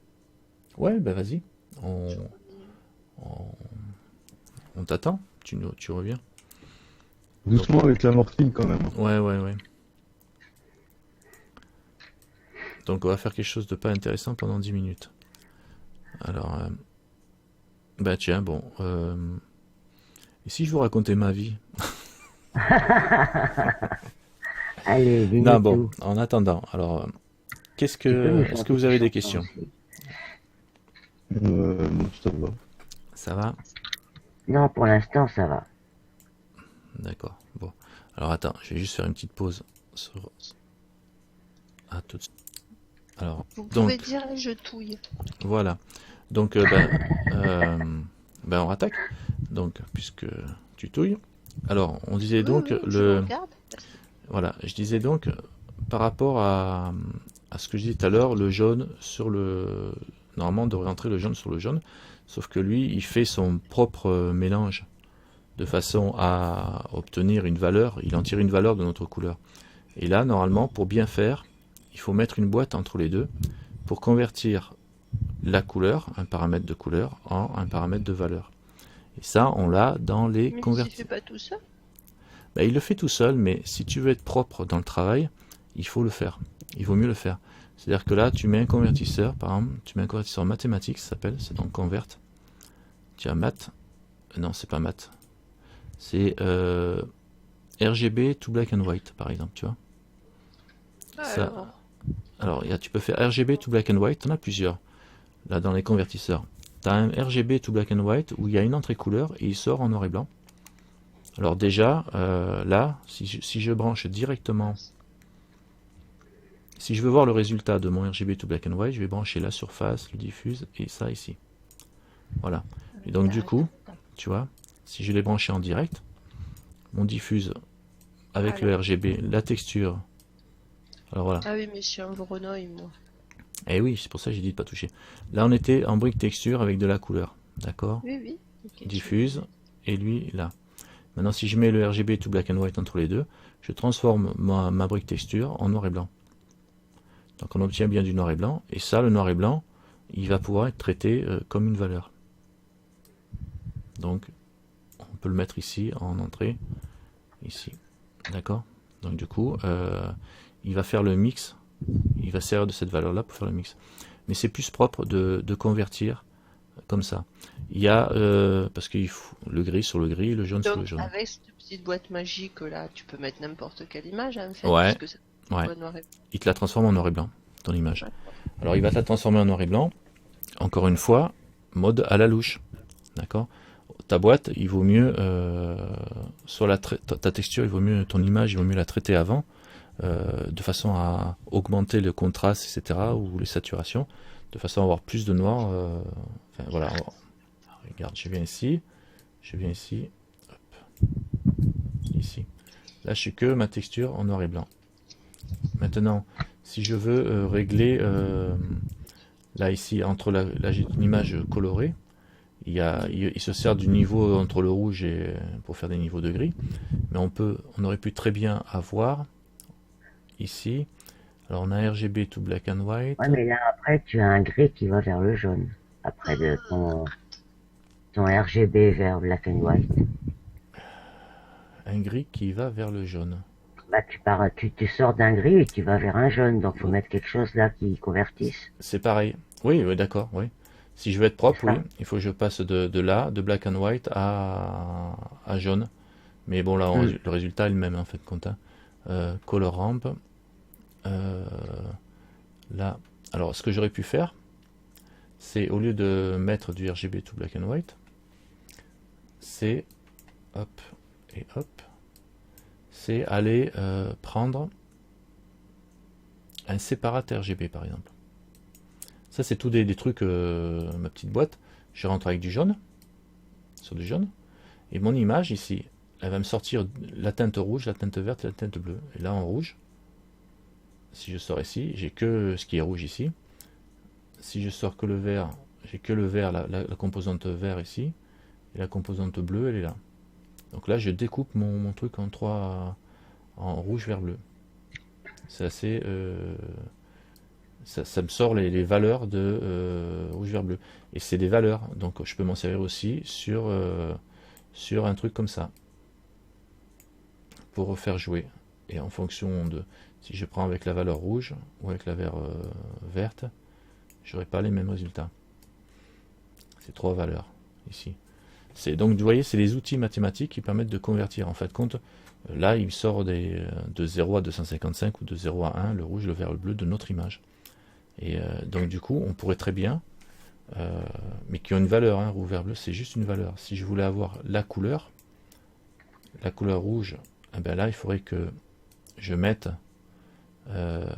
une autre boîte qui me permette, qui dise le rouge et la quantité de rouge est pilotée par lui, la quantité de vert est pilotée par lui et la quantité de bleu, et je remixe tout ça. Enfin, il faudrait recomposer le truc. C'est un peu compliqué là, je vais vous embrouiller.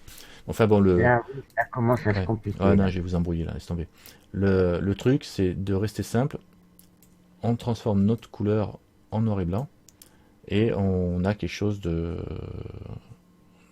propre. Sinon, vous le faites, vous mettez une texture en noir et blanc que vous avez travaillé d'abord sur Photoshop. D'accord? Pour obtenir ici. Donc toujours est-il, c'est que, alors là, parce que j'attaquais avec une texture de brique, mais je pouvais très bien attaquer avec une texture Voronoi. Par exemple, en texture, je mettais, je vais aller là plutôt, ça sera plus clair. Ici, on a du noise, du bruit.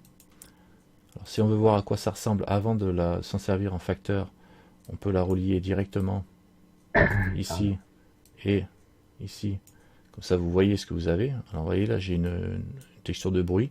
Alors, je peux resserrer plus ou moins, resserrer ou dilater le système, monter les détails ou les diminuer.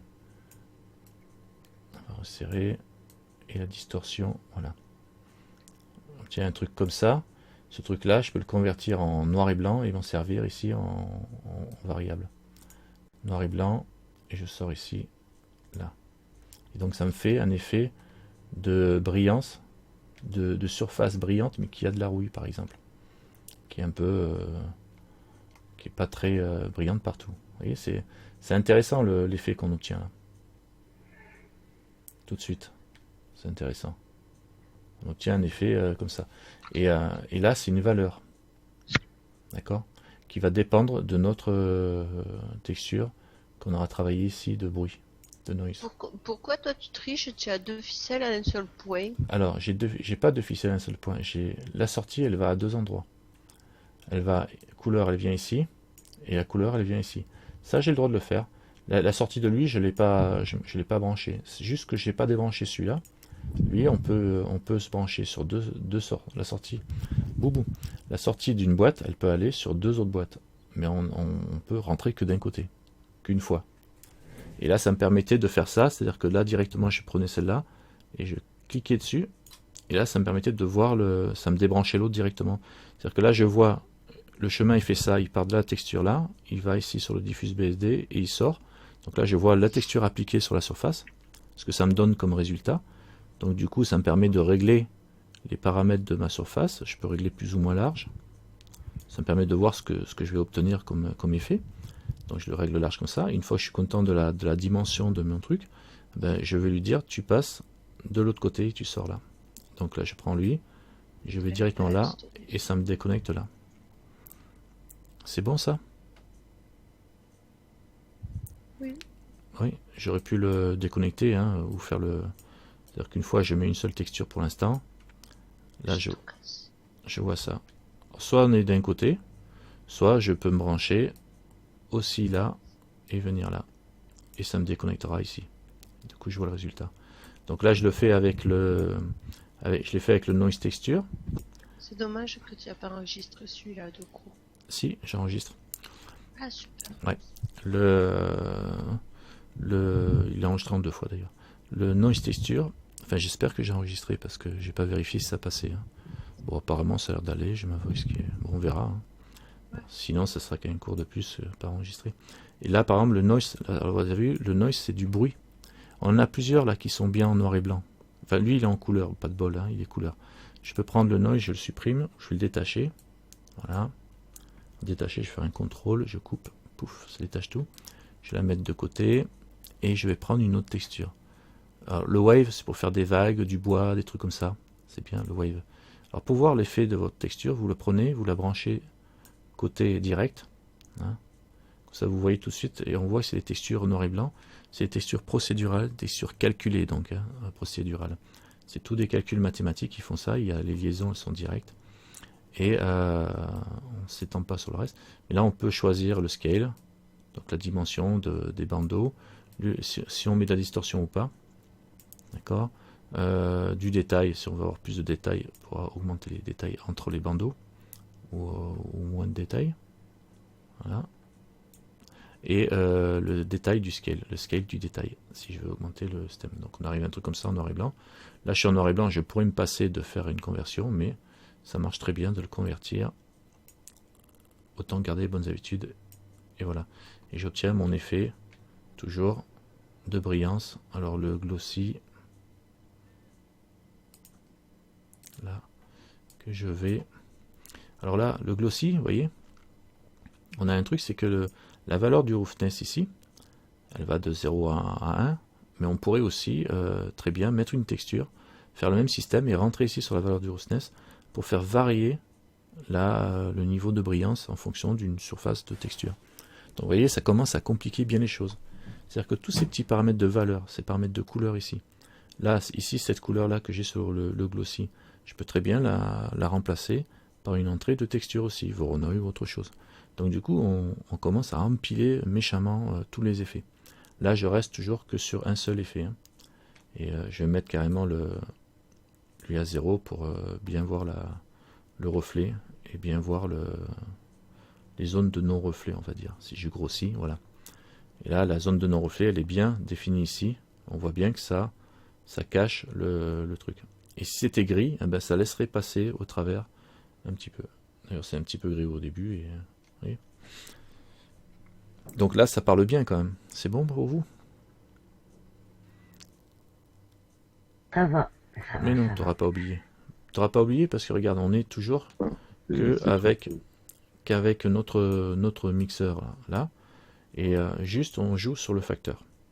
Le facteur, et on sert d'une forme d'image que l'on peut visualiser avant de l'appliquer pour savoir l'effet qu'on va donner.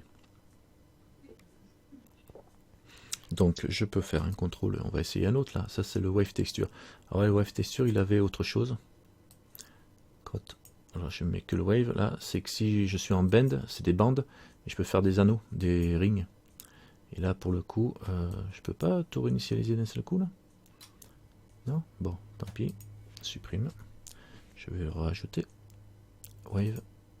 Voilà, alors là en mode ring, anneau. Alors le truc par défaut. Alors, on démarre comme ça par défaut, on voit les anneaux comme ils sont. Et ça, là c'est assez intéressant parce que si on met de la distorsion sur les anneaux, on va obtenir des effets d'anneaux. Et là, quand tu regardes là, tu vois sur un demi-cylindre, tu vois des anneaux qu'on peut avoir sur des tranches de bois, tu vois, sur un arbre ou des trucs comme ça, ou des surfaces sur un parquet ou des choses parce que ça va se répéter. La distorsion, le détail plus ou moins aussi. Et la taille du détail. Donc voilà, on peut se servir de ça pour entrer.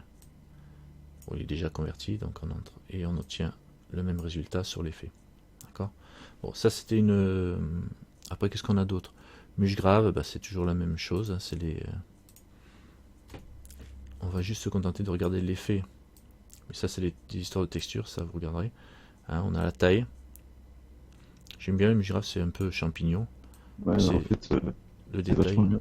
Ouais, Tu utilises le facteur, en fait. ouais, la dimension, bon là ça ne change pas grand chose, c'est La dimension de... parce que là, quand tu dis lacunarité. directement Alors en là, couleur, c'est une variation de noir et blanc. et oui, Parce qu'en utilisant un facteur, on peut mettre les couleurs qu'on veut, quoi, à la ouais, place du noir et blanc. oui, oui. Et, et Et l'offset qui va me décaler le truc. Et le gain, plus ou moins fort. Donc on a la lacunarité. Là après il faut regarder vos... Il faut regarder vos... Comment fonctionnent ces textures en mûche-grave, hein, etc. Donc là, juste le... Là je suis en IBM, il y a plein de...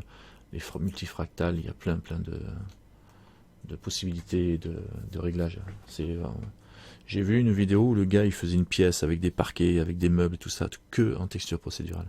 Bon, c'était un sacré sac de nœuds, hein, ces trucs, mais ça rendait vraiment bien. Il n'avait pas une seule texture pour le plancher, en principe, souvent on applique une texture de bois ou un truc comme ça, mais là il était que en texture procédurale et ça rendait bien. Hein, bon, il maîtrisait hein, quand même, mais c'est vrai que puis ça faisait des nœuds, des trucs de fou. Quoi. Mais bon, au moins il s'était bien amusé. et on les utilise pas aussi en facteur pour faire des déplacements, pour créer une illusion de relief. Si, mais ça, j'en ai pas parlé encore. Là, on est sur le facteur ici. Ouais. Et le bon mûche-grave, gradient, une texture de gradient qui est linéaire. Alors, attends, sort de là. Voilà. Un gradient, voilà. Gradient, c'est ça, on va déplacer la zone de roughness. Et on peut le mettre en cubique ou quadratique. Qu'est-ce que j'ai? Voilà, c'est c'est un gradient, ça va du noir vers le blanc. Et ici en quadratique, et on a le vecteur qui nous permettrait de définir l'angle, soit vertical, soit horizontal, soit entre les deux. Et on a plusieurs formes de gradients. Vous voyez, c'est tout des paramétrages de gradients. Et là, pareil, on voit ce que ça donne là. Donc du coup, on peut l'appliquer sur ici et voir le résultat. Et donc du coup, on a un gradient de zone plus ou moins qui va être plus ou moins réflectif, quoi. D'accord. Et ça, pour le faire, on peut pas le faire juste avec le glossy. Seul, là on le fait sur le mix, mais c'est vrai, je veux dire, on peut pas le faire. On le faisait sur le mix, le facteur entre les deux, soit glossy, soit brillant, enfin, soit glossy, soit diffuse, je veux dire. Ah, je commence à fatiguer moi. Mais on pourrait s'en servir, en fin de compte, au lieu de le mettre ici sur le facteur, laisser le facteur à 0,5, donc d'accord, mais le mettre ici sur la valeur du roughness ici. Bon, sauf qu'il faudrait se mettre entre 0 et 0,1. Donc il faudrait modifier la valeur qu'on obtient ici, de façon à ce que ça se situe entre 0 et 0,1. C'est un peu lourd, mais je peux la mettre ici au niveau de la couleur, et j'obtiens à peu près le même effet. C'est-à-dire que là, c'est le glossy seul. Voilà, si je pousse ici glossy seul, il va être plus ou moins glossy, enfin visible en fonction de la texture de gradient que j'ai mis. Quadratique ou sphérical. Voilà. Donc voilà, on voit bien. Là, je suis à fond sur le glossy et j'ai mis en entrée de couleur de mon glossy. Alors le glossy, il est blanc là où le gradient est blanc, et donc du coup la brillance elle est totale, et il est noir, donc il cache, il masque là où il est noir. Je vous rappelle que mon gradient il me donne ça comme couleur actuellement. Voilà, ça c'est la couleur de mon gradient, de ma texture gradient, comme une Voronoi, etc. J'ai une couleur de texture gradient, mais là au lieu de la mettre sur le facteur ici, donc je peux la mettre sur le facteur et ça me donne à peu près la même chose. Ici, ça me donne à peu près la même chose, sauf que là où il est noir, j'ai que du diffuse, et là où c'est blanc, j'ai la réflexion. Mais j'aurais pu le mettre aussi, au lieu de le mettre ici sur le facteur, j'aurais pu me réserver le facteur et le mettre ici sur la couleur de mon glossy. Et là, le glossy seul, même avec le glossy seul, j'obtiens ça. Et après, jouer encore, jouer manuellement avec sur le facteur ici, mettre une autre texture. Alors je vais vous casser la tête, je prends le checker qui venait en plus se mettre là. Donc j'ai le checker avec le noir et le gradient. Bon, je complique les choses. Là j'ai compliqué un peu pour vous peut-être. Ça y est, tu vas nous larguer là. Ouais, donc je reviens où j'étais comme tout à l'heure. Hein. Donc comme j'étais tout à l'heure, on continue toujours sur le facteur. Donc j'ai mis le gradient avec, c'est comme tout à l'heure, n'importe quelle texture, mais c'est un truc intéressant le gradient aussi. Et on peut faire varier le facteur ici.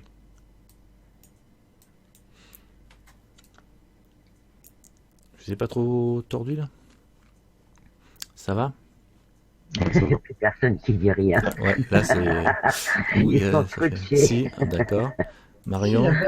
la base est compréhensible, mais c'est ce que je te dis. Ouais, ça va vite. Le reste, Je suis peut-être un peu vite là. ouais, ça Attends, va plus je vite. suis allé peut-être un peu vite. Checker, j'enlève ça. Ah non, j'ai dû garder. Noise. Après, je pense qu'il faut faire pas mal de tests pour comprendre. Oui, là, pour l'instant, je reviens où j'étais. C'est-à-dire, j'ai toujours mon bloc avec mon glossy et mon diffuse ici. Et je jouais que sur le facteur. D'accord? Donc, pour voir, là, j'ai le gradient, une texture gradient. Qui, bon, là, c'est parce que je suis allé sur le gradient. Hein, et j'ai rentré pour voir ce que ça donnait. Le gradient, ça me donne ça comme forme. En tout cas, ici, en sphérical. Si je me mets en quadratique, ça me donne ça. C'est un dégradé, le gradient. Un dégradé du noir vers le blanc. Le Easy, il fait ça. Il y a plusieurs possibilités. Diagonale, il fait ça. Voilà. Et ça, cette texture-là, comme au même titre que les autres textures que j'ai utilisées, je peux utiliser en facteur. Donc ça me donne le facteur de mélange entre nos deux, comme on faisait jusqu'à présent. Donc ça va. Hein, ça c'est bon là pour l'instant. Ouais, ouais. Là, ouais, je sais que je vous ai un petit peu trop choqué. Hein. Alors, c'est quoi qui gêne, Ferry? C'est le gradient qui va pas? Elle est malade, surtout. Oui, et puis ouais, c'est clair. C'est clair. Ouais, ouais, parce que Ferry sort de l'hôpital. Hein, donc, effectivement, ça va commencer à... Donc, et puis il est tard, même moi, je commence à bafouiller. Bon, c'est pas grave, juste je finis avec ça. Alors, bah, je tire le fil là, je tire là, je fais vas-y, vas-y. Voilà, tout simplement. Ouais, je sais, je suis allé un peu trop vite. Ouais, ouais je sais. C'est pour ça. Je sais. Et c'est vrai que je fais loucher, moi. En plus, vous avez... Ouais. Ah ouais, c'est vrai. Non, mais je suis allé un petit peu vite. C'est vrai. De temps en temps, je m'emporte un peu. Donc, c'est vrai que... Alors là, on revient comme on était tout à l'heure. D'accord? On était bien sur le facteur hein, pour remplacer la valeur ici qu'on avait du facteur entre le mix et lui. D'accord? Et j'ai mis le gradient qui fait office du facteur. Bon, ça pour l'instant, c'est bon. C'est comme avec le checker texture. Sauf que c'était... Ah bah tiens, je vais le faire avec le checker texture. Puisqu'on a déjà vu avec le checker texture. Et quand tu dois gérer le truc, ça doit être hyper intéressant. Ça, oui, quand tu gères, oui. Je reviens avec le checker texture comme on était tout à l'heure. Donc on a bien le mélange entre le orange et le glossy qui est visible ici sur le facteur. D'accord? Alors là, on a joué sur la valeur sur le facteur. Comme je disais, j'aurais très bien pu aussi, c'est là où j'étais tout à l'heure, je décoche, donc j'arrête de me servir du facteur, je reviens comme j'étais tout au début, et j'aurais très bien pu utiliser, alors tout à l'heure, alors je vais me déconnecter ici, le checker texture, je le mets sur un diffuse, et je me branche comme ça. Ça me donne le résultat, ok, on n'a que cette partie-là.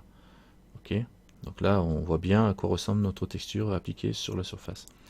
Mais sur le glossy, je peux très bien faire pareil. On a la même chose ici, on a le roughness, il est piloté ici avec une valeur. Bon, c'est de 0, dès qu'on dépasse les 0,1, on le voit plus, donc je ne vais pas y toucher. Par contre ici j'ai une couleur sur le roughness. D'accord? Ben, cette couleur-là, je peux, c'est une couleur qui va être la couleur de rendu de notre glossy. C'est-à-dire que le glossy, là, il est blanc, donc il déforme. Il est blanc. Je vais le pousser au glossy. Voilà, je suis que en glossy au niveau du facteur. J'ai tout mis à droite, donc j'ai que le glossy là. Et là, le glossy est blanc, il ne change pas la couleur de notre objet qui est bleu reflété dedans. Par contre, là, cette couleur-là, si je la change, eh ben, le glossy renvoie une couleur teintée. C'est comme si on avait un miroir qui était teinté. D'accord. Donc le glossy, dans ses paramètres à lui aussi, on a la possibilité de choisir une couleur. Comme le diffuse. Ok. Le diffuse, on a la possibilité de le faire, mais on peut le faire aussi sur le glossy. Le diffuse, il est orange chez nous. On peut mettre un glossy vert. Donc là, le diffuse, on ne le voit pas parce que je suis à fond. Et donc j'ai que le glossy qui me change c'est que la partie qui est réfléchie, qui est teinte en vert. Mais cette partie qui est teinte en vert, je peux très bien lui dire, au lieu de la teinte en vert, tiens compte d'une entrée couleur que j'ai là, c'est-à-dire d'une entrée couleur d'une texture par exemple. Ma texture checker. Et là, le glossy, il va être soit noir, soit blanc. Et il renvoie soit du noir, soit il teinte en noir, on le voit ici. D'accord? Soit il teinte en noir, soit il reste blanc et il ne change pas la couleur. Donc je peux aussi superposer une texture à mon effet de glossy. C'est pareil que si, disons, ça vous paraît évident quand je prends mon checker et je le mets sur un diffuse. Ça, je t'assure, ça paraît pas évident. Hein. Non, bon. Il n'y a rien qui paraît évident là. Bon. Ah non, c'est parce que je vous ai lâché. Mais quand je pose mon checker sur un diffuse ici et que je me branche, on voit la texture est appliquée, donc on la voit là, d'accord? Ça, vous avez compris ça? Ouais, on voit les damiers quoi, là c'est en direct. Là. Hein, Marion, c'est bon, on est en direct là, on comprend, c'est bon. Enfin, on voit le résultat du moins. Ouais, certaines fois. D'accord. Bon, de toute façon, après je vais arrêter. Mais juste, de toute façon, on aura vu. Bon, c'est pas grave. Vous regarderez, mais là, la texture ici, quand j'ai que du diffuse, voilà, j'ai débranché. Hein, j'ai que du diffuse. La sortie, ça correspond à ma couleur de mon diffuse. Hein, si j'avais que du glossy, pareil ici. La sortie de mon glossy, la couleur de mon glossy correspond à la couleur que je lui mets là. Sur le diffuse, si je mets une texture, j'ai plus de couleur, mais c'est le checker, la texture qui s'applique là-dedans, et en sortie on voit le résultat. Donc là, mon checker par la texture, on voit le résultat qui est appliqué au diffuse. Et pareil, dans le même cas, on a la même chose. Si je prends mon glossy et que j'applique une texture à la place de la couleur, eh ben on a la réflexion qui va varier en fonction, pas varier, mais là j'ai une couleur qui est appliquée en fonction sur ma partie brillance. Maintenant, si ma couleur elle est bien de noir à blanc, quand c'est noir, ça fait tout noir là. Là je vois du gris, mais ça devrait être noir. Hein. Parce que j'ai du gris là, tu vois. Parce que mon checker texture il est gris. Voilà, si je mets bien noir, on est bien noir. Ouais, donc en fait, ça fait comme si je faisais un masque quoi, en mettant noir. Bon, je pourrais avoir du rouge ou mettre du noir et ça serait là où c'est rouge. C'est rouge. On va mettre un rouge plus brillant. Au même titre que si je l'appliquais, voilà. Donc on voit l'effet qui est rendu. D'accord. Ben, il y a de quoi faire des trucs sympas. Vous voyez. Donc là, je suis rentré à la place d'un paramètre de couleur ici. Sur mon glossy, j'ai mis une texture. Pareil, quand je suis sur le diffuse, sur l'entrée couleur, je mets une texture et du coup j'obtiens une texture en sortie. Après on peut le mixer, mélanger les deux avec le mix, d'accord, et on obtient une sortie. Bon, ça c'est une chose. Bon, je vais arrêter avec les mélanges parce qu'on n'a pas vu d'autres choses qui sont plus basiques, on va dire. Donc je vais supprimer ça. Juste on a dérapé parce que en fait compte on est venu là-dessus, tout simplement pour parler du troisième facteur là en fin de compte. On était venu pour parler de ce facteur là et c'est pour ça que je vous ai rajouté une texture, etc. Bon, mais bon, j'espère que vous aurez compris quand même que ici on peut rajouter un facteur qui va faire le mélange. En fait, on aurait dû faire sans maintenir à une seule texture. Oui. Oui. Bon, on en a regardé d'autres, mais enfin c'est bien. Ah ouais. Ça permet de voir, vous vous amuserez avec ça. Mais le, le truc, c'est ce qui tient compte pour l'instant, c'est le facteur. On peut rentrer une valeur au niveau du facteur fixe ou une valeur qui correspond à une texture en noir et blanc. D'accord. Bon, ça c'est une chose. Autre chose. Maintenant, les objets, alors on a vu qu'on pouvait les réduire, comme ça, ici, mais on peut les grouper. Je peux sélectionner celui-là, celui-là et celui-là, les trois là. Voilà, les trois là. Et je peux les grouper tous les trois. Ça, ça et ça. Et les regrouper, c'est CTRL-G, je crois. Ouf, j'ai eu du bol. Alors, CTRL-G, et ça me fait un gros truc comme ça.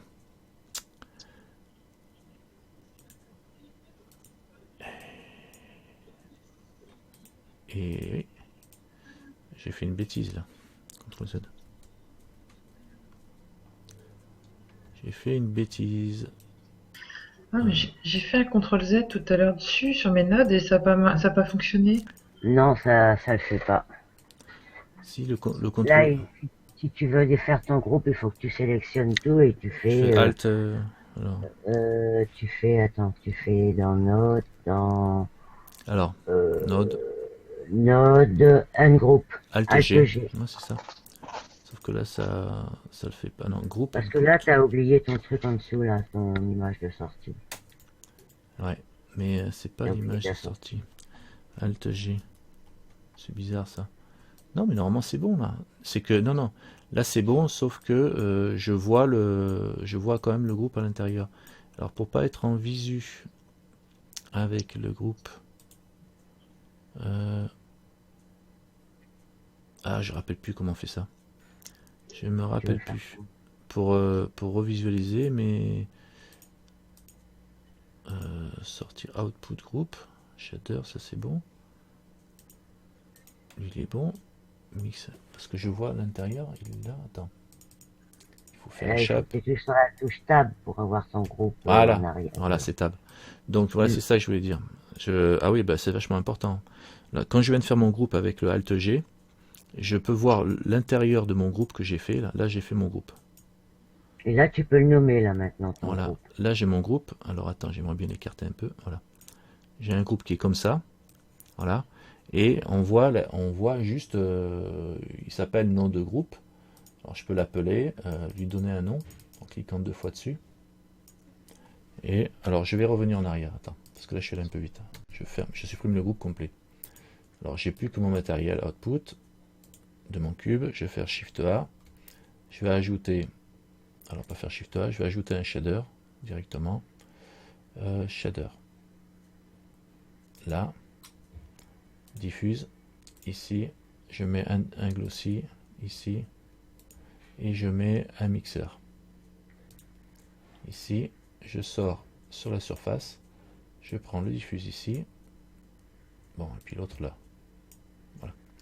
Vous avez vu, quand je l'ai remis sur le même, il a décalé l'autre, comme ça. Donc là, j'ai un glossy en normal, je suis à 50 et je mets lui en rouge, par exemple. Et je vais descendre le roughness pour qu'on voit mieux, on va mettre à 0 pour qu'on voit mieux la réflexion. Voilà, admettons que, alors je reviens, donc ça c'est ce qu'on a vu jusqu'à présent avec le facteur tout à l'heure en plus, mais bon, on a vu ça. Ce que je veux faire, c'est que je veux prendre toute cette boîte là, enfin, l'ensemble ici, celui-là plus ça, et je veux faire une seule boîte pour que ça soit simple après à gérer, parce qu'après je vais me retrouver avec plein de boîtes. Si je veux créer, prendre ces 3 boîtes là, donc qui sont bien réglées avec mon facteur et tout ça, qui me font exactement ce que je veux, et en faire qu'une seule boîte, pour faire simple, ben je sélectionne tout ce qu'il y a dans ma boîte, dans ma future boîte, je sélectionne là, et je fais CTRL G, je crée un groupe. Alors on doit pouvoir le faire, au lieu de faire CTRL G, je dois pouvoir faire Node, ici, et Make Group. Voilà, vous avez le raccourci CTRL G en face. Donc vous allez me dire, alors je clique dessus, et là ça me fait ça. Là, je suis à l'intérieur de mon groupe que je viens de créer. Donc j'ai bien mon objet 1, mon objet 2 mon objet 3. Et ça, ils sont affichés à l'extérieur. Donc, et là, je peux intervenir dans les paramètres que j'ai à l'intérieur de mon groupe. Si je veux revenir dans une vue qui me permette, alors là, il est rouge, je peux le mettre en bleu, en vert, voilà. Il est en vert, voilà, j'ai bougé la couleur parce que je suis rentré dedans. Donc voilà. Maintenant, pour sortir de là, j'appuie sur Tab. Et là, je reviens en vue simplifiée. C'est-à-dire que tout le contenu que j'avais sélectionné tout à l'heure et j'ai ajouté dans le groupe, eh ben, c'est là-dedans, dans cette boîte-là. C'est-à-dire que je viens de créer une nouvelle boîte qui n'a pas d'entrée parce que j'en ai pas mis. Je n'ai pas autorisé les entrées à venir ici. J'ai qu'une seule sortie qui sort ici, connectée à la surface. D'accord? Et ça, c'est intéressant, ce truc-là. Bon, là, pour l'instant, on ne peut plus rien changer dedans, vu qu'elle est fermée. Si je veux la rouvrir, ben, j'appuie sur Tab, et là, je me retrouve à l'intérieur de ma boîte. Donc, du coup, je peux changer les paramètres qui sont dans cette boîte-là. C'est-à-dire la faire rouge, là, si je veux. Et je rappuie sur Tab, elle se referme. Et tu vas me dire, à quoi ça sert de faire ça? Ben, ça sert que si je prends ma boîte-là, et je fais un Shift D, je peux la dupliquer, ma boîte, comme quand on est en 3D. Et cette boîte-là, je la sélectionne, je fais Tab, je suis dedans. Et je peux faire exactement la même, par exemple, en bleu. Voilà, et je fais Tab, je sors. Alors là, je suis en bleu, et celui-là, je suis en bleu aussi. Pourquoi? Parce que ils sont liés. Ils sont dupliqués et liés. Là, on voit, il y a un petit 2. C'est comme pour les matériaux. Alors peut-être que ça se complique pour vous, là, mais vous regarderez plus tard, où on va en reparler. Mais regarde, quand on duplique un matériel, normalement, quand on fait avec les textures, etc., on se retrouve avec un petit 2. Et quand on clique sur le petit 2, il me change le nom. Là, il me la libère, il disparaît le 2. Et il me change le nom, là, il s'appelle groupe node 02 et lui, groupe node 01. Et là, du coup, ils sont plus attachés l'un à l'autre, ils sont plus liés. Donc celui-là, si je viens sur celui-là, je fais Tab, et que là, pour l'instant, et que lui, je le mets en vert, et je refais Tab pour le fermer, eh ben, ça n'a pas changé la couleur de celui-là. Tab, lui, il est bien en bleu, et lui, il est en vert. Donc je peux avoir un groupe avec plein de nœuds, avec des mix et des machins, tout réglé, tout ça, assez compliqué, sauf que je peux en faire un avec lui, et si je le branche, eh ben, tout de suite, j'ai le résultat. Donc ça peut être pas mal, parce que vous pouvez créer des groupes de nodes complexes, comme moi j'ai fait tout à l'heure avec un Voronoi, un machin, etc. Et je les sélectionne tous, et je fais un groupe, et du coup, après je peux le mettre de côté, le dupliquer, et le mettre un Voronoi, juste changer un paramètre dedans facilement, et avoir des groupes qui vont avoir des fonctionnalités légèrement différentes. Est-ce que je vous ai fait mal à la tête sur ce coup? Le coup du groupe, c'est pas mal. Hein? Même pas. Même pas? Même pas mal. Même pas mal. Bon. Un petit peu quand même. Bon, c'est pas horrible. C'est vrai que là, je me suis contenté de prendre les trois là et de les grouper. Donc du coup, j'ai plus qu'une boîte. Et après, il faut penser à cliquer sur le petit 2 parce qu'il est utilisé à deux endroits pour les séparer. Et voilà. Après, dans ce groupe-là, je vais faire Tab pour en sortir. Normalement, ici, on a groupe input et groupe output. Alors, le groupe output, c'est la sortie de mon groupe. Et on a en disponibilité, on n'a que... Alors, je referme. Ça, ici, on a shader en sortie de mon groupe. J'ai qu'une boule verte qui est possible en sortie. En entrée, j'ai rien du tout. D'accord? Je rentre dans mon groupe. Là, la boule verte côté shader, c'est ça. C'est mon groupe output. Il n'y a qu'une seule possibilité, c'est une sortie shader, donc je relie ça dessus. En entrée, j'avais rien du tout. J'ai rien, ça c'est le groupe input, j'avais rien du tout, mais j'ai rien de relié. Je peux très bien dire en entrée, mets-moi la couleur du diffuse, mais que la couleur diffuse. Maintenant, si je fais Tab et je ferme, sur mon groupe input, j'ai la couleur du diffuse. Et si je change là, je change que la couleur du diffuse sur ce groupe-là. Je le mets en rouge. Tac. Et la couleur diffuse, elle est changée que pour... bon. Alors, attends, je vais le relier. Comme ça, on verra le résultat.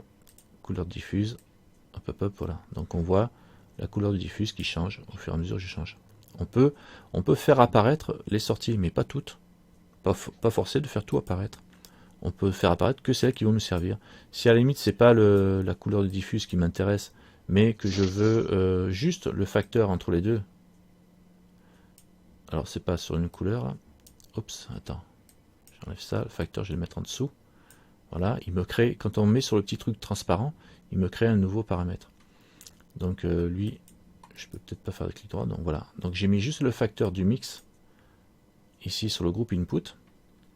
Je fais tab, et là j'ai un groupe. Alors là, bon, il a gardé mon couleur, mais comme il n'est pas relié, à mon avis, ça marche pas, voilà. Donc il n'est pas relié en interne, donc ça marche pas. Par contre, le facteur il est relié, du coup je peux switcher tout d'un côté ou tout de l'autre. Donc vous voyez, on peut récupérer, faire apparaître sur l'entrée que un ou deux paramètres qui nous servent sur le groupe entier. Et ça c'est intéressant. Parce que du coup, au lieu d'avoir plein de trucs et tout ça, j'ai plein d'entrées, etc. Mais je ne veux pas les traiter. Alors par contre, j'aurais bien aimé enlever le color là. Comment on fait pour l'enlever? Groupe input, je le sélectionne. Il doit y avoir les paramètres, voilà, ici. Donc toujours comme d'habitude, hein, ce sont des objets. Quand on sélectionne un objet, on a des paramètres ici. Et là, j'ai les interfaces en entrée et en sortie. Donc on voit ce qui est attribué. Si je prends le color, je dois pouvoir faire une croix. Voilà, je le supprime. Voilà, donc du coup, j'ai plus du tout le couleur. Tu vois, ça reste logique dans la démarche c'est une démarche logique que l'on trouve toujours dans Blender. On retrouve nos petits. Hein. On peut donner des noms, mettre un label à notre groupe ici. Je peux l'appeler originellement mon groupe. Mon groupe à moi, il me parle. Non. Bon. Hop, mon groupe à moi, il me parle d'aventure. Et là, notre groupe 2. On le renomme ici. Mon groupe 2, par exemple. Entrée. Si je rentre dedans, de toute façon, pas besoin d'entrer dedans, on le voit ici. Il s'appelle mon groupe 2, la propriété. Voilà, ici. Et ça, un label, si on veut rajouter un label. Label groupe 2. Et on le trouve ici, le label. C'est le nom du truc là-haut. Hein. Ici. Et c'est ça qui va apparaître quand on réduit notre petit groupe 2. OIS. D'accord, on travaille toujours sur les boîtes, sur les nommages de boîtes. Ça reste du basique, mais ça nous aide à travailler. Et pareil, on peut mettre des couleurs comme tout à l'heure, etc. Donc vous avez le label du groupe quand tout est réduit. Et ça, on n'a qu'une seule entrée, qui est le facteur, et qui en fait compte va aller taper le facteur qui est sur le mix shader là, à l'intérieur de notre groupe, qui est représenté ici. Très très intéressant quand on a les choses compliquées. J'ai une question, et si tu mets, quand tu vas faire ton deck, donc il faut mettre une image texture pour enregistrer le deck. Et tu la mets en dehors de la boîte, quoi. En dehors du groupe, ouais. En dehors du groupe. Ouais. L'image texture, tu veux dire pour le. Si Ouais, tu... pour le deck. Pour le deck. Ouais, oui, tu la mets en dehors du groupe. Hein. Oui, parce que c'est une cible, donc si tu as plusieurs matériaux, par exemple, tu vas d'abord sélectionner une texture. Si tu as plusieurs sorties, tu vas sélectionner la première texture pour ton bec, après tu vas sélectionner une autre texture, donc il vaut mieux qu'elle soit accessible. Ce qui est sorti et final, enfin, là on a le. Là, c'est le résultat final. Voilà. Nous, le résultat final de notre matériel, parce qu'on est quand même, rappelons-le, sur un autre de matériel, on est en train de faire un matériel. Le résultat final, c'est la sortie de surface du output. Donc lui, on le laisse en dehors en principe. Et comme ça, on peut faire plusieurs tests et brancher plusieurs sorties de groupe et on obtient des résultats différents, quoi. D'accord. Tout de suite, ça permet de simplifier les choses. Ouais. Alors regrouper, c'est sympa. Donc ça, c'était la troisième partie du cours. Alors c'est vrai que le cours, il s'est étendu à plusieurs choses, mais le fait de pouvoir regrouper, le fait de bien séparer bien comprendre du moins les notions de petites cases grises, parce que le cours ça a été ça ce soir, hein. Ouais. Les couleurs, les cases grises, le normal on n'a pas trop parlé des vecteurs, les shaders en vert, et d'essayer d'utiliser les outils qu'on a pour mettre les choses à l'endroit, genre vous attaquez pas à une entrée couleur avec une sortie vecteur ou un truc comme ça, faites la conversion Alors, on peut l'attaquer, il va faire la conversion lui-même, sauf que c'est des choses que vous ne contrôlez pas s'il fait la conversion lui-même. Donc faites la conversion, il y a les outils mathématiques pour ça, il y a quelque chose, en général on trouve l'endroit où c'est. Et après il y a le groupe. Créer des petits groupes, régler par défaut, il n'y a que la sortie qui est marquée. Et vous pouvez choisir ici l'entrée de votre groupe, les seules parties variables que vous voulez. Hein, pour faire des choses plus simples. Voilà, c'est les choses qu'on a vues ce soir dans le cours et qu'il faut retenir. Le reste, c'est des tests, des essais que vous allez faire, que vous allez bidouiller. C'est tout. C'est des tests à vous de jouer et à vous amuser un peu avec toutes les disponibilités qu'on a. Et après, on verra plus tard d'autres choses plus complexes s'il faut. Je pense que je vais arrêter là parce que j'ai l'air et la manière d'embrouiller mon monde. Mais je pense que... faut pas aller plus loin, là. Non, mais avec moi, vous pouvez pas souffrir plus. Donc du coup, ça vous paraît super complexe, mais en fin de compte, on n'a pas parlé de grand chose. Sauf que je voulais complexifier à un tel point que demain, ça va vous paraître simple. Donc, la prochaine coup qu'on réexpliquera ça vous paraîtra simple. Est-ce que vous avez des questions? Allez, attends. Rien de plus. D'accord. Alors je vais couper la On vidéo. cogite. Je vais couper l'enregistrement et puis à bientôt, si on veut bien. Ouais, passez une bonne soirée.